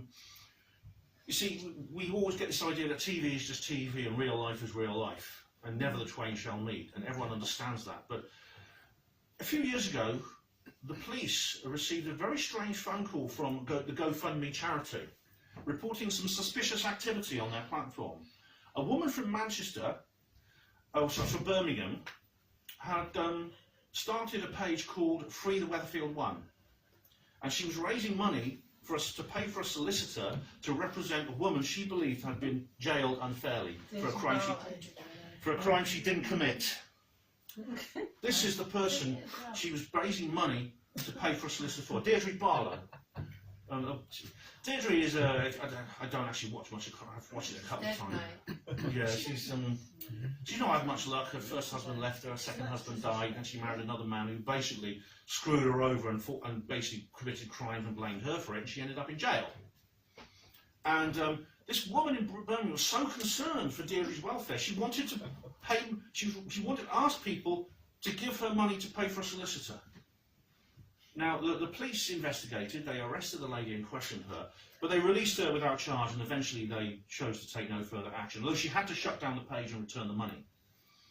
They didn't take any action against her because they realised this wasn't some kind of fraud. This woman set up the page with completely honest intentions. This woman, and she's not alone. I mean, there's soap stars who play bad guys. You know, they're scared to walk down the street because people come up and assault them. This woman really seemed to have lost the ability to discern reality from a television program. I know soap operas can be very realistic, and because you see them every episode all the time through your life, it is like a slice of your real life. You build up relationships with the people on the programs in a way you may not do in a movie or a one-off drama. And this woman's concern for Deirdre Barlow had got to the point where she seemed to believe this was a real person, not an actress playing a character who is a work of fiction. She's a figment of someone's imagination. Yes, she's a very realistic, very viable figment of imagination. She was voted the favourite soap character in the country. She's been in the show since 1972 when she was a young girl. But she's not real. She's no more real than the characters in my stories. And I understand that. Are you sure? Did you give some money? Corrie. This is not BBC Productions ITV. It's from Granada Television. It's the longest running soap opera, TV soap opera in the country. There is a. Does anyone know? There is a longer one. Does anyone know what it is? Yep, it's a radio. It's the radio soap opera Archers. That's been going for about. It started about 10 years before Corrie. Does anyone have a drink and some fresh air? I haven't been keeping time either, Sarah. So. But yeah, it's now 20 to 9. So I won't linger on the rest of it. But, go ahead, guys. No problem. Take that.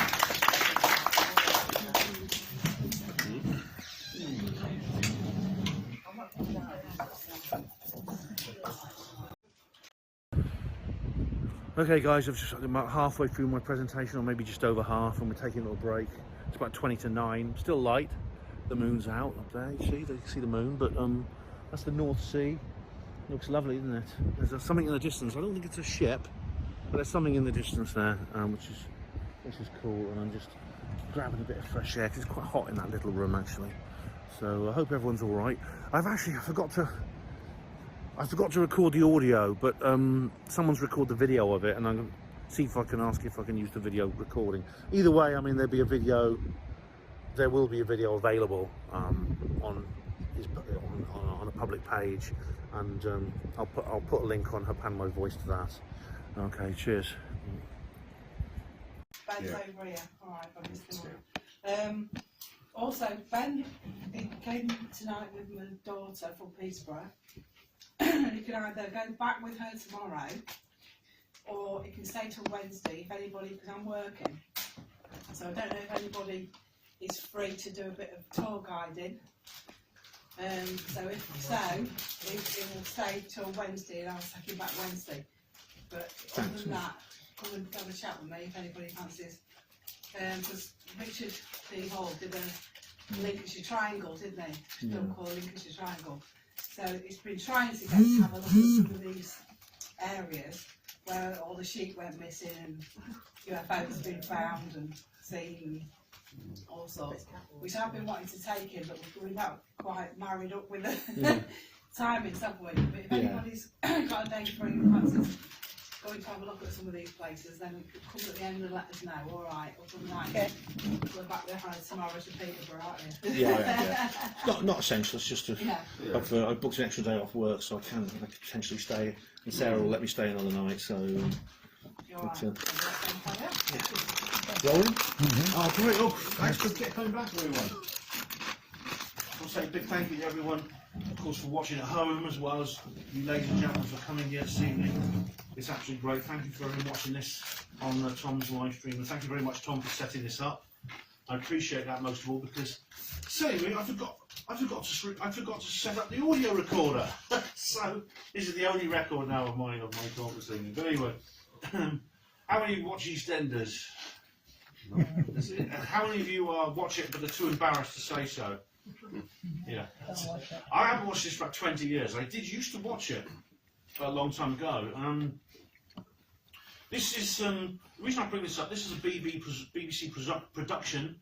I believe it began in 1984, appropriately 1984, a very long time ago. And the reason I bring this up because I think this is one of the most destructive of all the BBC productions.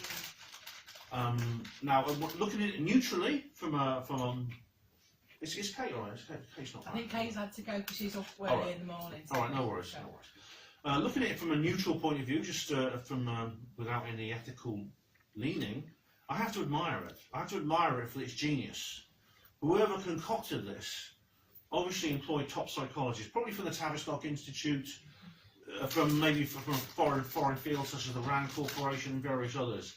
This combines cultural Marxism and social Darwinism in a single programme. I'll explain a bit more about what I'm talking about later if you don't know what those terms mean, but I will explain what they mean. But this programme combines those brilliantly, and every single storyline, and I mean there are only like a handful of storylines, and they repeat them over and over again, as is often the case with soap operas. EastEnders is probably the soap that recycles the same storylines more than any other, and there's certain storylines that, as I say, repeat over and over in different forms, played by different characters involved.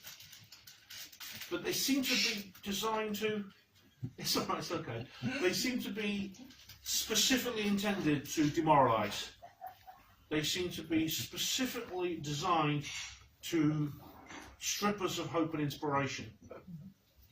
And the general message is, in order to be a successful person in this world, you have to be a nihilist and a conformist. And only then will you be successful. Will you be a person of status and a person of value in this world. That's the general, oops. And he doesn't like it, you see, he doesn't like me to say it. He doesn't like me to say it. Disappears. And so, well, I don't watch it anymore. And see, few, surprisingly, a large numbers of other people are not as well. This says here, the end of Enders. We can only hope. EastEnders' future bleak as loyal fans switch off over ludicrous plots and woke storylines amid a £85 million spend on the new set. Now, 1986, it reached its peak, 30 million people. This went down. It's been steadily descending over the years, and it says 2023, just 1 million viewers. Now, that's a good sign, I think. Hopefully, the series will be axed. If it is, good. I mean, it's I don't know if we can interpret it as a sort of positive rise of human consciousness. I hope so. As with what I was saying earlier about the TV license, but certainly it means that fewer and fewer people will want to watch it for various reasons. It may be just simply general quality, but you see, it's really, really weird because EastEnders, ever since it began, it has been described. It went through its first 5 or 6 years were really quite good, and it received many awards. It was very, very well received, very, very praised by the critics and by viewers alike. There was some good characterisation, some really intricate storyline. Then it started to go downhill, and that's when the rot that I described really set in badly. But even like as long as 1986, it's up to 30 million. Even in 1995, when it was really, really bad, that's roughly when I probably stopped watching it around about then, or a few years later. 17 million viewers per episode. 17 million. You know, people were complaining about how it's very depressing. It's very, very melancholy. It's very dystopian. It seems to dwell on all the most horrible situations people get themselves into, and there doesn't seem to be any way out for most of those people. And, well, you tend to get various responses to this. They'll say, no, it's just realistic, man. EastEnders, it's just a reflection on society. EastEnders is a reflection on society? When 17 million people a week are watching it, no. EastEnders is not a reflection on society, it's the other way round. So, basically, good summary of our media right now. There's a great illustration by David Dees there of the sheep with the camera and things like that. And, of course, now you have things such as social media as well, which is now really blending with the mainstream media. There's Facebook there. No offence, because they're broadcasting this right now, but it's a horrible platform that's full of censorship and things like that, as is Twitter, as is YouTube. It feels that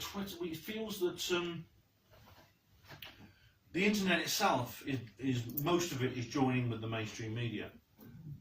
Now, social media itself is now splitting. It's going two separate ways.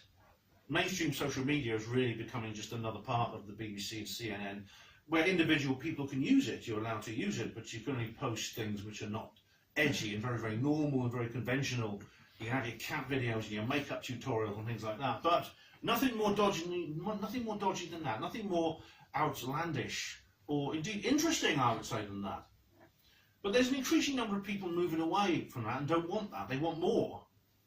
And as a result, they're now having to move to different platforms like Gab, like BitChute, like Minds. There's a whole list of these various websites. I really like them all. And of course, as we're newspaper readers, I'm very proud to advertise this, moving to much better newspapers like The Light. They're throwing away The Sun and The Mirror and The Times, and they're moving to better newspapers. And I think this is where we seem to be going now. There was a split between the conformist and the non-conformist in our society. And I'm pleased to say the non-conformist side is growing and growing and growing. And I'll say more about that later. But they've struck back. The BBC has struck back against this bifurcation. And they've got a sheepdog to try and scare the sheep, or the supposed sheep, back into the pen. And it's in the form of many people, but primarily this lady, Marianne Spring. I say lady, she's younger than my daughter. She's very young. She is the BBC's social media and disinformation correspondent. It's the first one of those they've had. Her background is interesting. She's obviously intelligent. She went to Pembroke College, Oxford. I might bumped into her back in those days. You never know. And she's studied journalism. She worked for several Russian outlets now. She's got this top job at the BBC. But her primary objective, she's written a book actually, which I'm going to have to review. I suppose it's my duty. Her primary objective is to give people like us a hard time. And she blocked me on Twitter, incidentally, because she complains about the haters and the abuse she gets. She just turned up with her camera crew and a microphone, as you can see there, shoved it in Richard's face and started demanding questions for him. Richard's response was to just say nothing, was just say no comment, no comment, no comment, and say nothing at all. At the same time, it wasn't just this interview. She contacted the management at the market and suggested and said what an awful person he was, and they of course closed down his stall. And unfortunately, I'd love to see one of these people just tell these BBC goons to get stuffed, but very few of them will. Most of them just go along with it. And they also YouTube deleted Richard's channel for no reason at all. They just deleted his channel because Marianne Spring told them to, basically. And now it got worse though, because Mariana, then this is where it gets really, really suspicious, because one of the it was the victim of Martin Hibbert, one of the supposed victims of the Manchester Arena bombing, who'd not really had much to say about Richard's activism to begin with. He really dismissed it pretty much. He said he didn't really think it was really to be taken seriously. Then out of the blue, he decides to sue Richard. It's a class action lawsuit with his daughter, both of whom were allegedly injured in this attack and had life-changing injuries. Decides to take Richard to court. And this is an ongoing it's an ongoing lawsuit which Richard has had 2 court hearings about this. And there's going to be another one. Well, there might be. It's possible they'll just drop the whole thing. Richard, I'm pleased to say, is handling this much better than Alex did. Alex Jones decided to, just basically backtrack everything and apologise. Take the knee, say he's sorry, he didn't mean it. It got him nowhere. He still lost the case, and he got shafted. He got a record-breaking payments demanded from the claimants. Richard is running at him. Richard is not apologising. He is determined he's fighting this case himself, representing himself in court, and he's sticking by his guns. And I think that's a much better strategy. I think he's going to do well. It's respect to him. I really respect him for doing this, and I wish him luck.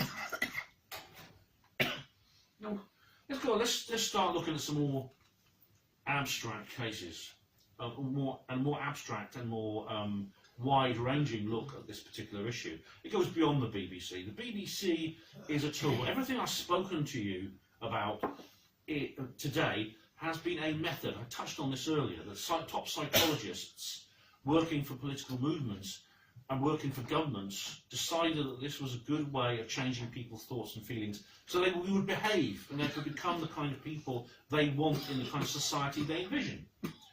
This is a defector, Yuri Bezmenov. He defected from the Soviet Union in the 70s. He went to live in Canada. In the early 80s, he gave an interview to a very young-looking G. Edward Griffin.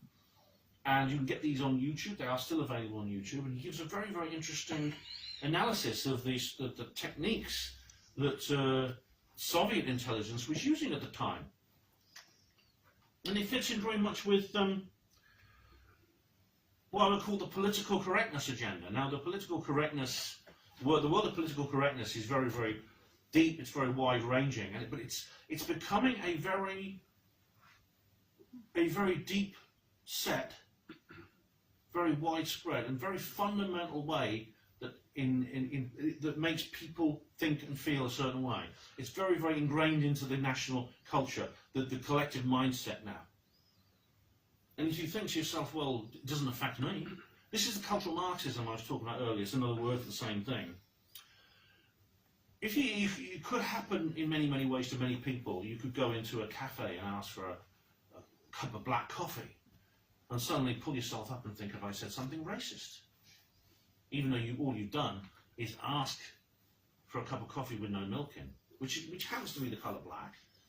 And so it looks black. You say, can I have a black coffee?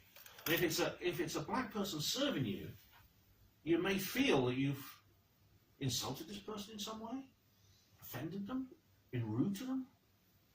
And that's just the start of it. I mean, you can think of numerous other examples. I mean, I can give you some other examples here. Hang on, let's go forward slightly here. Here we go. Politically correct monsters. A vampire is a living impaired hemoglobin enthusiast.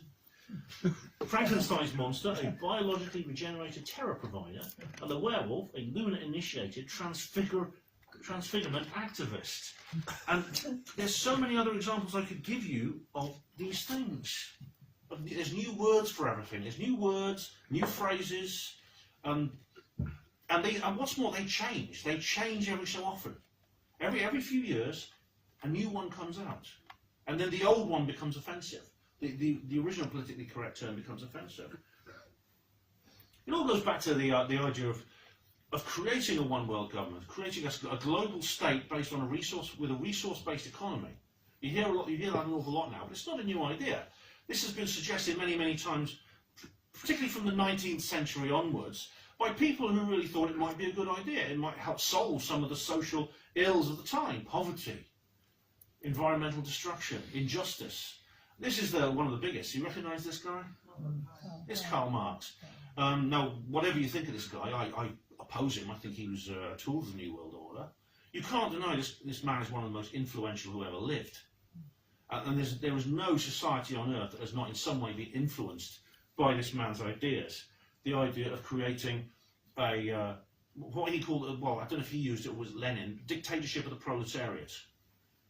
The idea that the working people could take over industry and everything and create a worker state with a planned economy, from each according to his ability to each according to his needs. Or as they say now, you will own nothing and you will be happy. And we see that kind of attitude, this kind of idea that the state should take over everything and run it, and should control everything, and should regulate everything, is very widespread nowadays. I saw evidence of it on my journey. I saw wind farms. I saw a giant solar farm. Farmland itself can now no longer be used for what the farmers want it to be used. This is not a modest guy, this Karl Marx. He had this.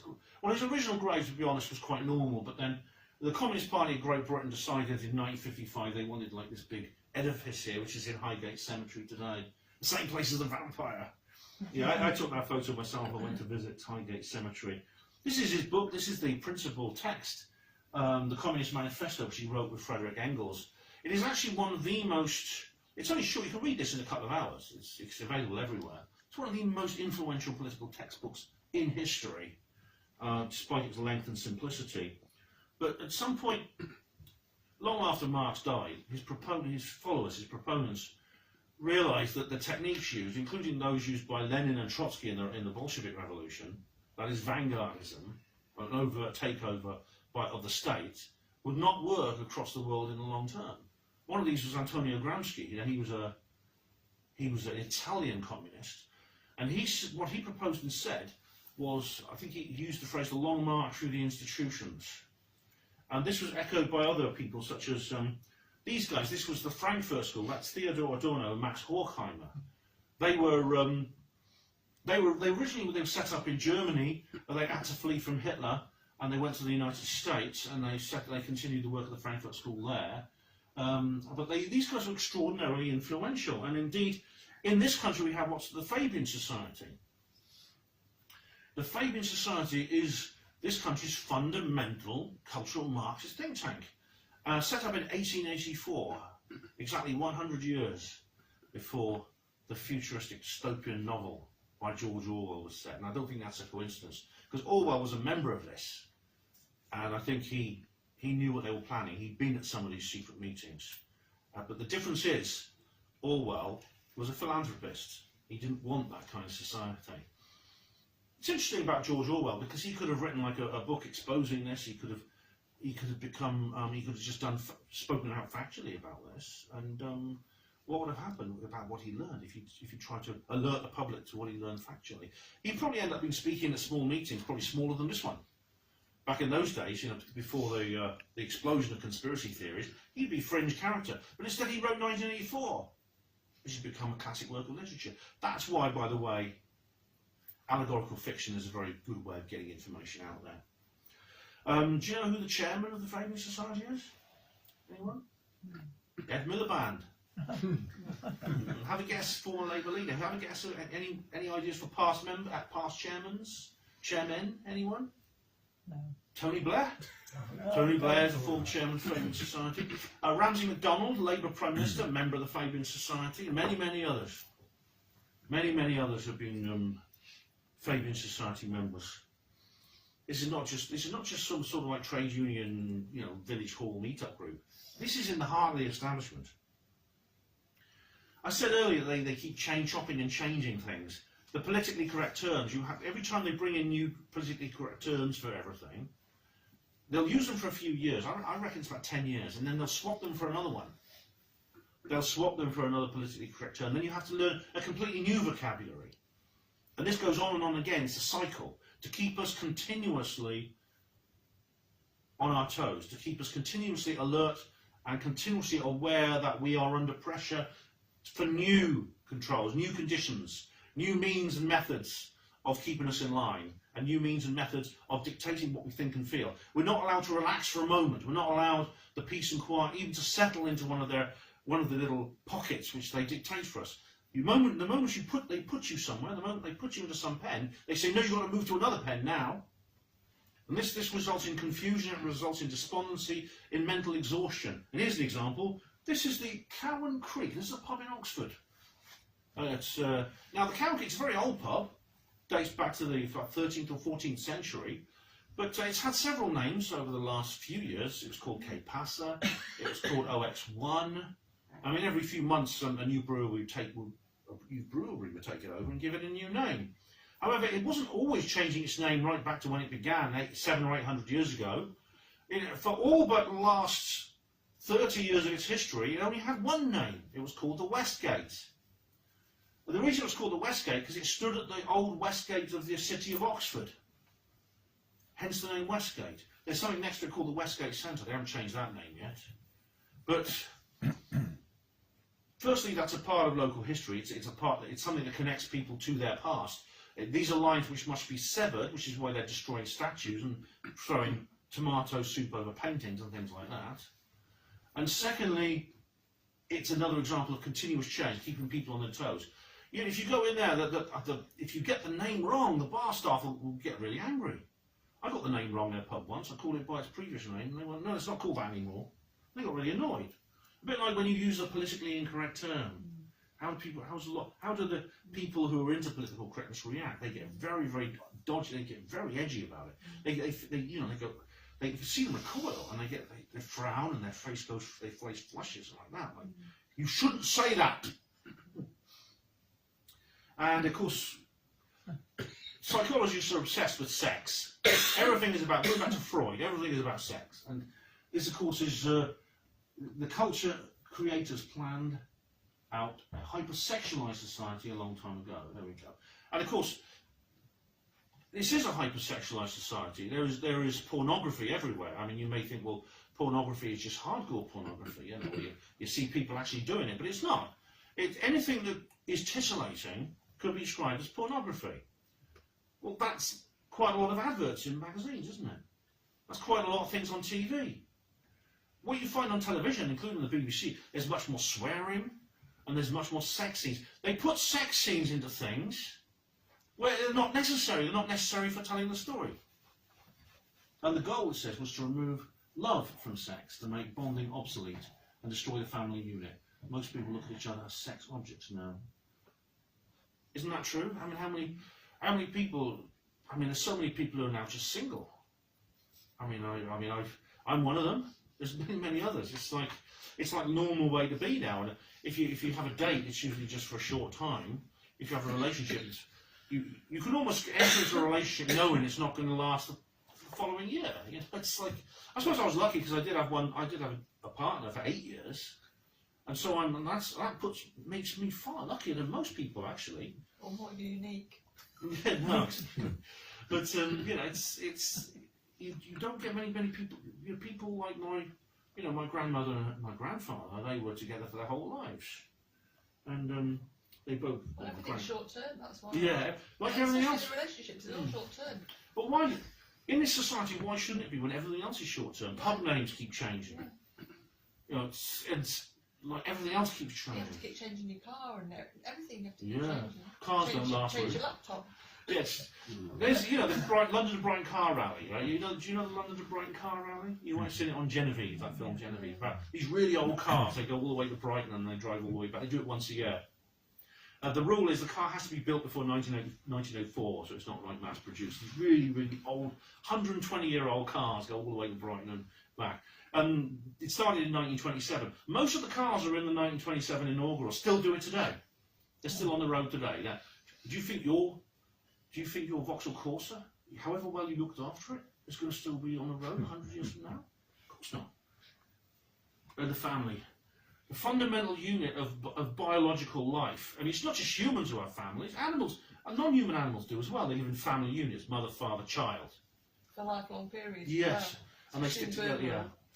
And whether the relationships last or not, the family bond is there. Even, like, for example, I have a daughter who is 29, and I split up from her mother when she was a year old, but we still maintain parental care for her, which makes us still a family for all that time. But you see, what these New World Order people want to do is to break apart everything natural in the world, including everything in our mind. They break us down with this demoralisation, and they build us up as something different. They want to turn us into something different. Fatherhood. I mean, to be honest, mothers get a rough deal, and I'm not saying mothers get it easy in this particular agenda, but fathers are a silly daddy. This is Pepper the Pig. This is the father who's an absolute dolt. He's a complete and utter moron.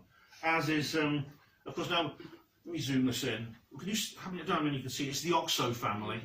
Yeah. I don't need to zoom it, do I? You know them. There's Michael Redfern and Linda Bellingham playing the parents. And the father, Michael Redfern's character, you know, he must have an IQ of 5. He goes, what we eating today, dear?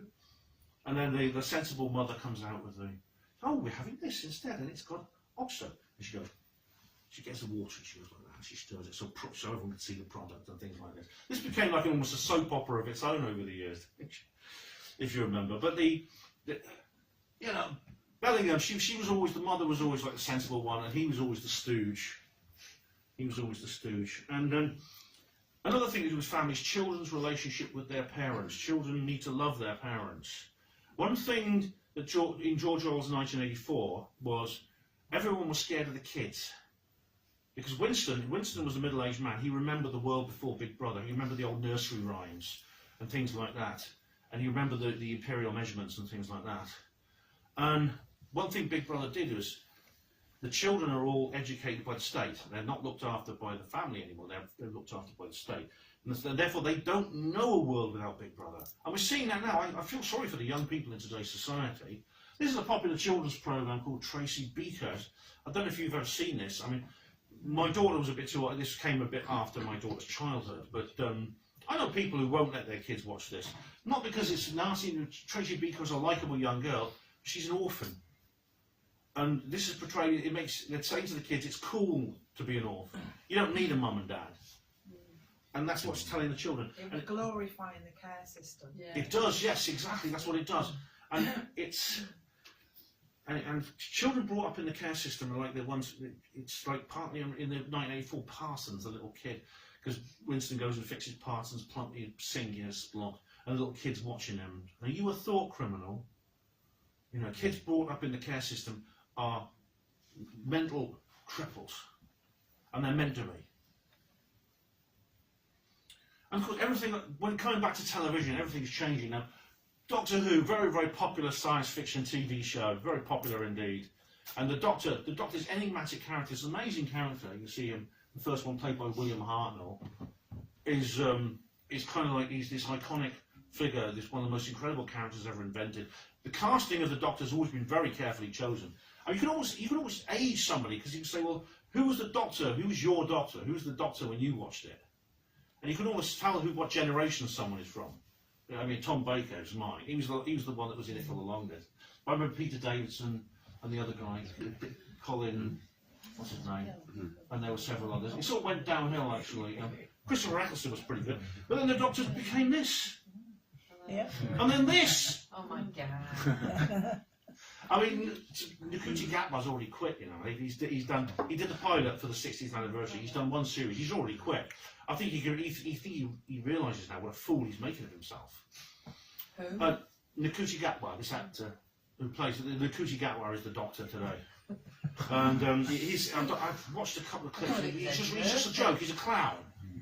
He's completely. And there's a lot of politically correct messages in Doctor Who now. It's everywhere now. Indeed, in lots of other. This is lots and lots of other programs. And immediately, it's so controversial to talk about that because people will say, "Well, you don't like women and black people, then?" Nonsense, nonsense.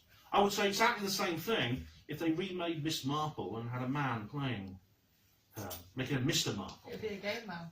Yeah, a gay guy. Any male, you know, the Doctor is a white Englishman. That's this. I mean, I know he's an alien from the planet Gallifrey, but he presents as a white Englishman. Miss Marple is a woman. She's an old lady. You know, if they remade Zulu and had white people playing the Zulus, I'd walk out. It's not. You can't. People are scared to question this now.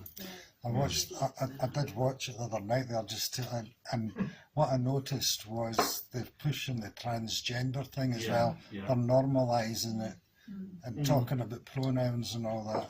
But if the kids today, because it was when I was a kid, I was just watching it. Wow. But the kids today are watching it, but they're normalising the whole trans thing. The children today. I'd hate to be a child in today's world. Because you are completely defenceless because you've got nothing. You've got no anchor in the storm, unlike us, who remember a world before this really got bad. Yeah. Now this person is the person. It's actually a man. It is a man. People weren't sure exactly whether it was a man or a woman. I found out later it is a man. He is called Conchita Wurst,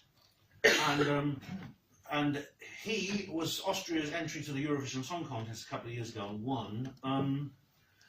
The Eurovision Song Contest, what can I say about it? It's just finished. There's another one that's just finished. I think Bucks Fizz was the only good thing to come out of that. Gina G maybe, but it was absolutely appalling. Put it this way, the longest day of the year for me is not the summer solstice. People wonder what this is. Was this a trans man or a trans woman or something?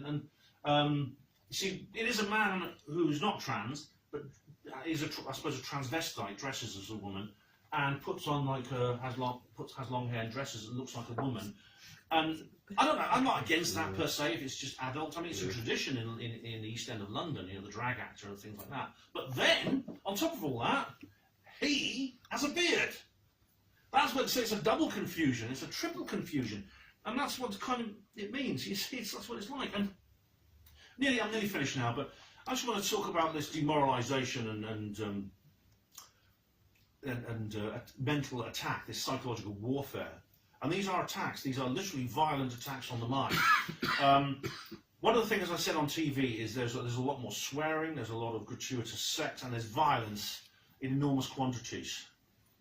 But they are selective. You see, the BBC, and this is specifically about the BBC, are selective over where they allow this, because they can be very pure. When it comes to other programs they don't make, they just show that are not the right kind of programs. They can be extraordinarily puritanical.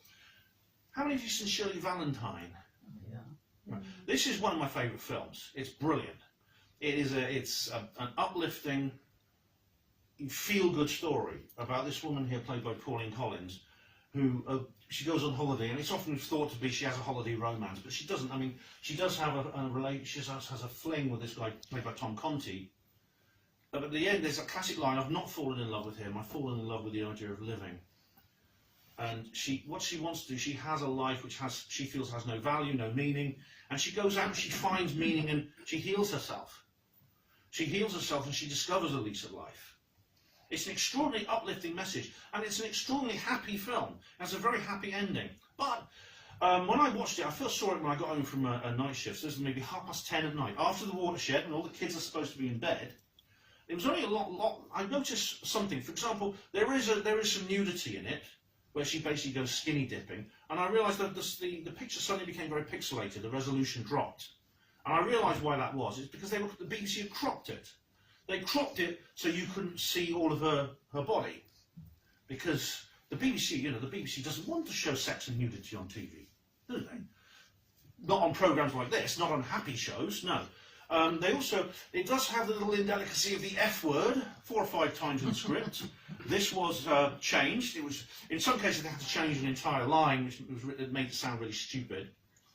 So it was later I got the DVD and I realised the BBC had they'd taken the editor's scissors to it because they didn't approve of these things. But why didn't they approve of them?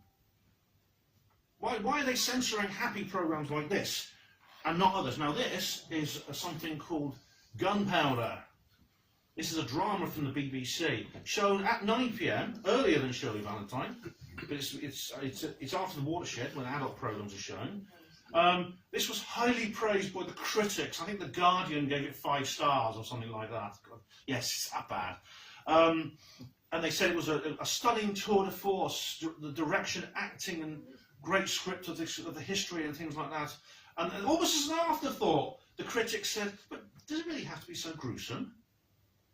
Let's compare this to Shirley Valentine. Shirley Valentine, well, it was they cropped it so you wouldn't get a flash of tit. And then they did it because she's so fuck. Right? But this contains beatings, hangings, burnings, rapes, flayings, crushings, disembowelings. And it's very graphically violent. And the BBC not only I mean this is their own production. This is full of all the things they took out of Shirley Valentine. You know why? Because this is what they want. They want to depress and demoralise people, like I say. They only attack, but they not only allow, they encourage the things that knock you down. That's why there's this double standard. And of course the destruction of private property, it's the BBC are 100% behind that. Slavery, I mean this is going off topic into other areas, but this is, as you say, I used to work in Poundland for the minimum wage. But they fired me and gave the job to someone on a workfare placement, so I was unemployed. And I was placed on the workfare scheme, working in Poundland for nothing. There's the entire sector of civic slavery now. The cost of labour is so low, they're reintroducing slavery. So, now, you may think this is, I'm going on a different subject, but none of this would be possible without the attacks on our mind by the media. And where's all our money? We're so many people short of money. This is, how much tax do you pay? I mean, when I was a hospital porter, I was like, I'd say about 20% was my PAYE, then I had my national insurance and things like that. When you take into account VAT, stealth taxes of various kinds, it depends on where you are, which country you're in. But I know in some countries, 51, 52% of all the capital in society is forfeit to the state. That's how high taxation is. And when they say, oh, everyone's poor, the government complain, and they say, oh, yes, but we're rebuilding the economy with this piece of monetarisation, and we're raising the interest rates and things like that. And the elephant in the room is, half the money that we have, the government are taking. What are they doing with all this money? What are they doing with it? What are they spending it on? Goes to Ukraine. Yeah. And of course they're into the big governments. The BBC have always promoted the European Union. They were absolutely incensed when Brexit happened. They were totally against that because Oceania, East Asia, Eurasia, the power blocks of 1984, they're all together. And the final result is for what they want is a world in which we are no longer human. But because everything they're attacking is what makes us naturally human. Our love for one another, our intelligence, our brain power, which is the best in the animal kingdom. Our societies, the natural structures of our societies, relationships between men and women, relationships between our children and our parents. These are the central figures. These are the central powers within our mental sphere. These are the things which are under attack. They want to strip these away and turn us into something else. And they're using technology to do it. They're using technology now, sophisticated electronics, to blend men with machines in the true cyborg style. I mean, is it Zuckerberg or Elon Musk now is actually talking openly about brain control. Now, if they're using our brains, you can control like things with your brain. And it could do some good for people who are disabled. I understand that. Technology can be used for good or evil. But any technology employed for a good purpose will be abused by those who want to use it for a bad purpose. And it'll be weaponised. Ploughshares will be beaten into swords. They want us as cyborgs. They want the population reduced. They want fewer of us in the world, and they want us to be mindless worker bees in the hive. Well, not bees, because bees are nice. I know, something horrible. They want us to be that. Delta race. Yeah. And Agenda 21. Yeah. Agenda 21 is a government corporate program to help create this kind of new world order. This kind of global superstate in which the economy is completely controlled in the way Karl Marx wanted. Karl Marx actually believed that the state would wither away, but in my opinion, in my view, what I found is that when states are given power, they don't give it away. Every piece of power and authority you give to a state actor, you have to struggle to get back. It's like a lobster pot, easy to get into, easy to get out of. But we're not helpless, ladies and gentlemen. We're not. No. J.R. Tolkien, a very deep-thinking man connected to very fundamental spiritual forces. His character Gandalf says, "Some believe it is only great power that can hold evil in check," but that's not what I have found. I found that it is small everyday deeds of ordinary folk that keep the darkness at bay. Small acts of kindness and love. Yep. Yes, it means we're not helpless. None of us are helpless. All of us have the power to beat this new world order and stop it. Stop it from coming into power. And it is. They are struggling right now. I don't have time to tell you about it. There's many ways. There's many signs that this agenda is in trouble. Lyle Watson, brilliant South African scientist, discovered that you may think, well, only, you know, I joked at the beginning that you guys had helped me upstage the BBC because you weren't at home watching TV, and you might think, hang on a minute, there's only about 40 of us in here. There's millions of people watching TV. We're only a minority. Most people are still programmed. They're still conditioned. But you don't need a majority to break that conditioning. A minority can do it. Lyle Watson discovered that only 1% of a population of monkeys is necessary to change the mindset of that entire population. That's where you get the phrase, the 100th monkey. Now, for all I know, the 100th monkey might be sitting here right now. One of you might be that, may signify that moment, the moment when the balance is tipped and we begin the slide away from dictatorship and tyranny and into freedom, love and peace. It could be right now. This could be the moment we're in right now. So never ever think, well, there's nothing I can do. There's nothing I can do because I'm just one person. I'm just a single person sitting here listening to some guy in a blue shirt and a crazy tie talking about conspiracy theories. What is the use of that? It's every use in the world. And Mahatma Gandhi said that there's a natural arc in the universe that leans towards justice. He believed the sense of right and wrong was built into the fabric of this universe. And he says, when I despair, I remember that all through history, the ways of truth and love have always won. There have been tyrants and murderers, and for a time they can seem invincible, but in the end they always fall. Think of it. Always. We are on the right side. We're the good guys. We're on the right side. History will vindicate us. If you want to know more about me, again, my website, Hospital Porters Against the New World Order. Someone asked me for my card earlier. I don't have it, but I can give you can look that up and I can give you my email address. You can contact me. And just give you a box of vlogs, I'm going to say. I haven't brought any with me. I only have a few left actually, but carrying them in my rucksack's always a bit dodgy because they get dog-eared and things. But you can order my books. They're £10 each from any good bookshop. I haven't been banned from Amazon yet. Roswell Rising, a novel of disclosure, and its 2 sequels. These are books. They're fictional stories, but they're stories about the kind of subjects you talk about in this group and what I talk about. And what would happen if we got the truth instead of the lies? What would happen if we tipped that balance? That's what these books are about. They're just stories. But please do check them out. Please do check them out. And I want to thank you once again, all of you, for being here this evening. You've had a more entertaining night than watching EastEnders, I bet. And for everyone watching at home on Facebook, thank you very much indeed. I appreciate you taking time out of your evening to switch off the news and listen to me and maybe learn a couple of things, and I hope you've enjoyed it. I hope you've all enjoyed it. Thank you very much. Thank you.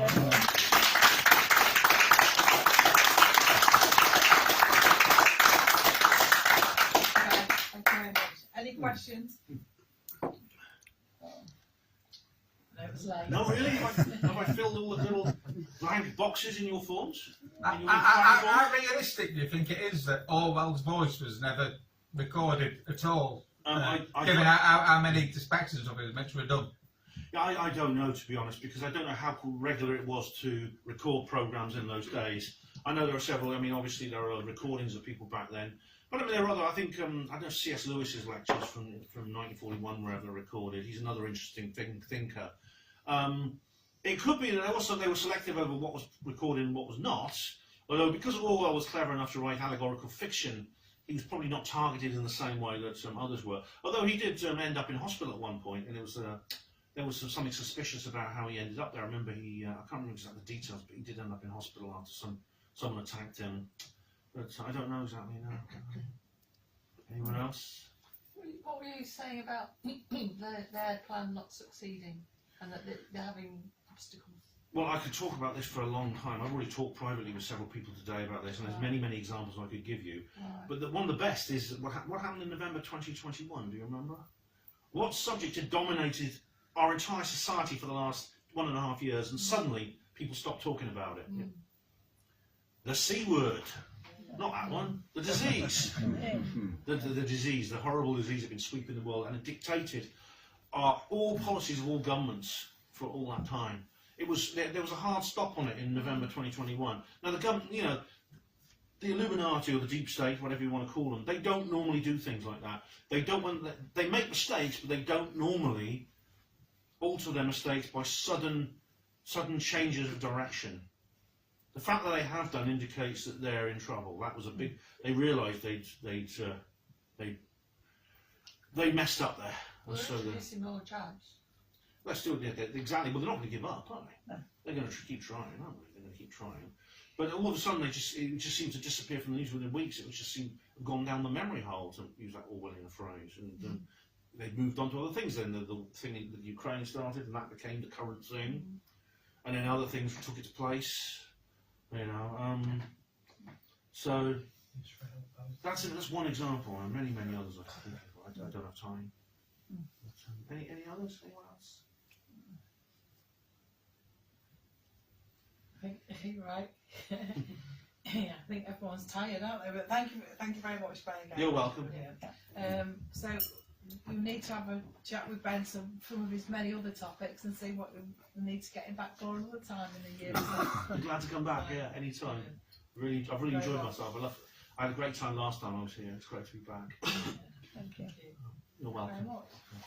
Thank you, everybody. Yeah.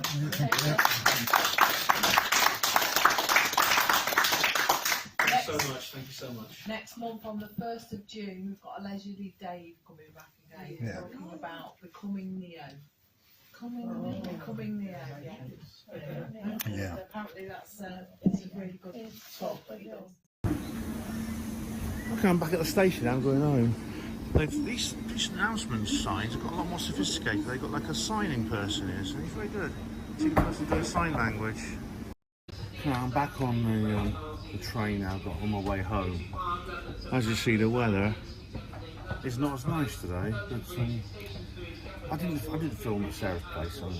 Not that she told me not to, it's just I didn't really have the energy. Even though I didn't record the audio on my talk, hopefully it will. Hopefully it'll be okay, because Ian actually did a live stream of it, and hopefully I'll be able to use that footage in this video. I'll have to check with him, but hopefully I'll use this footage in this video. In fact, if I can't, I won't bother uploading this. I think it's very. I didn't finish my rant yesterday about those signs, those posters, did I? I just found it very frustrating that they had. This is trains leaving a minute. I found it very frustrating that as I said, these laws are going to be applied selectively to white men. Yeah, to be honest, Most of these fenders will not be white, will they? And that's kind of like the very Orwellian kind of politically correct world we live in now. It's all part of the. It's all part of the head, you know, the head mess up basically. It really is. And of course there was that. There was that. Look at announcers all the time.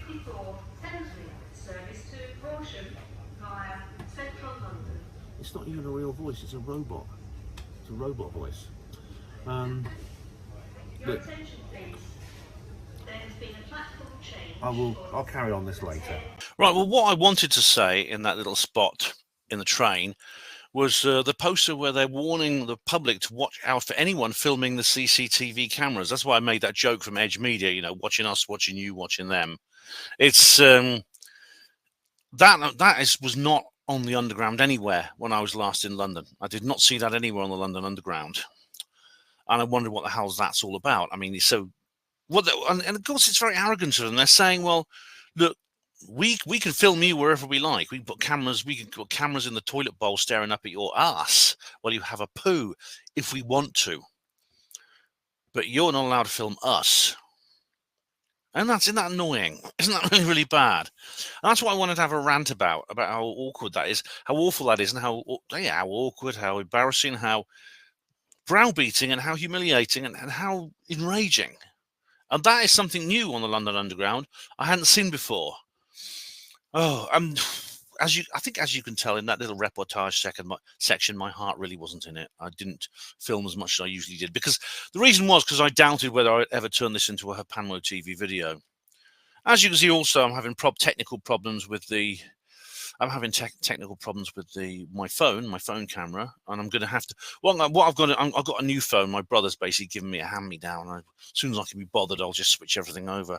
It's just like my computer, you know. I can't be bothered to set up my new computer properly. So I'm using the old one basically until it falls apart.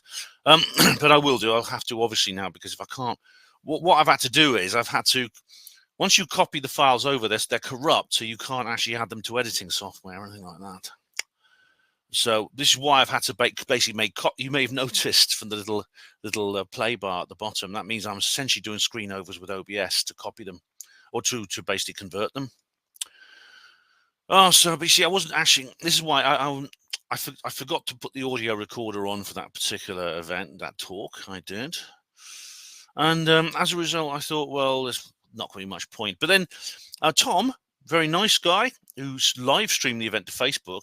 He's allowed me to keep a recording of the video, and now I now have a recording. It's not only audio; it's video, and he's given me permission to add it to this particular video. So I want to say a big thank you to Tom for that.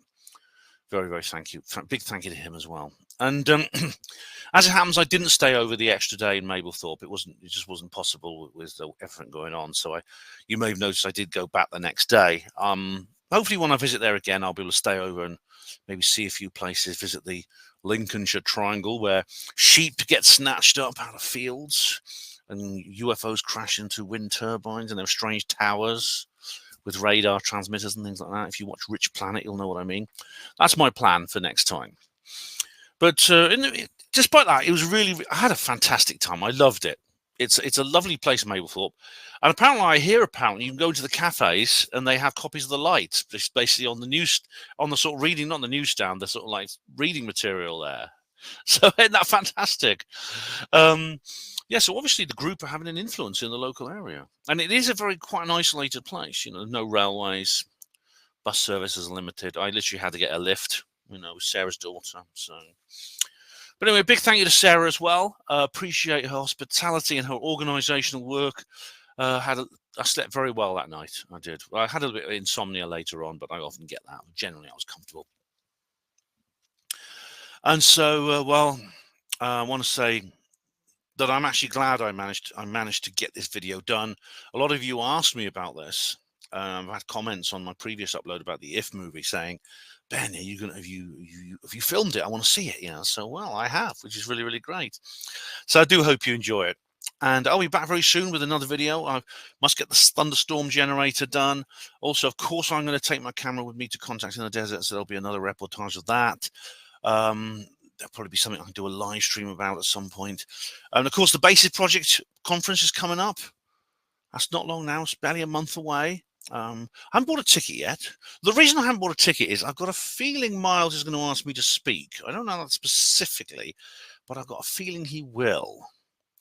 So I'm going to leave it maybe another couple of weeks before I buy a ticket. But if this then I won't buy one. But I've got a feeling someone's going to pull out, or someone can't come, and Miles will ask me to step in their place. So I think only when maybe a couple of weeks to go. It's not going to sell out, is it? So I'll buy myself a ticket. But I do hope to see you there, yeah, and at Contact too, if you're able to get to that. But yeah, the thunderstorm generator. We're going to discuss that very, very soon. Thank you all of you for watching Hapanwo TV. Hospital Porters, pride and dignity. Stop the New World Order.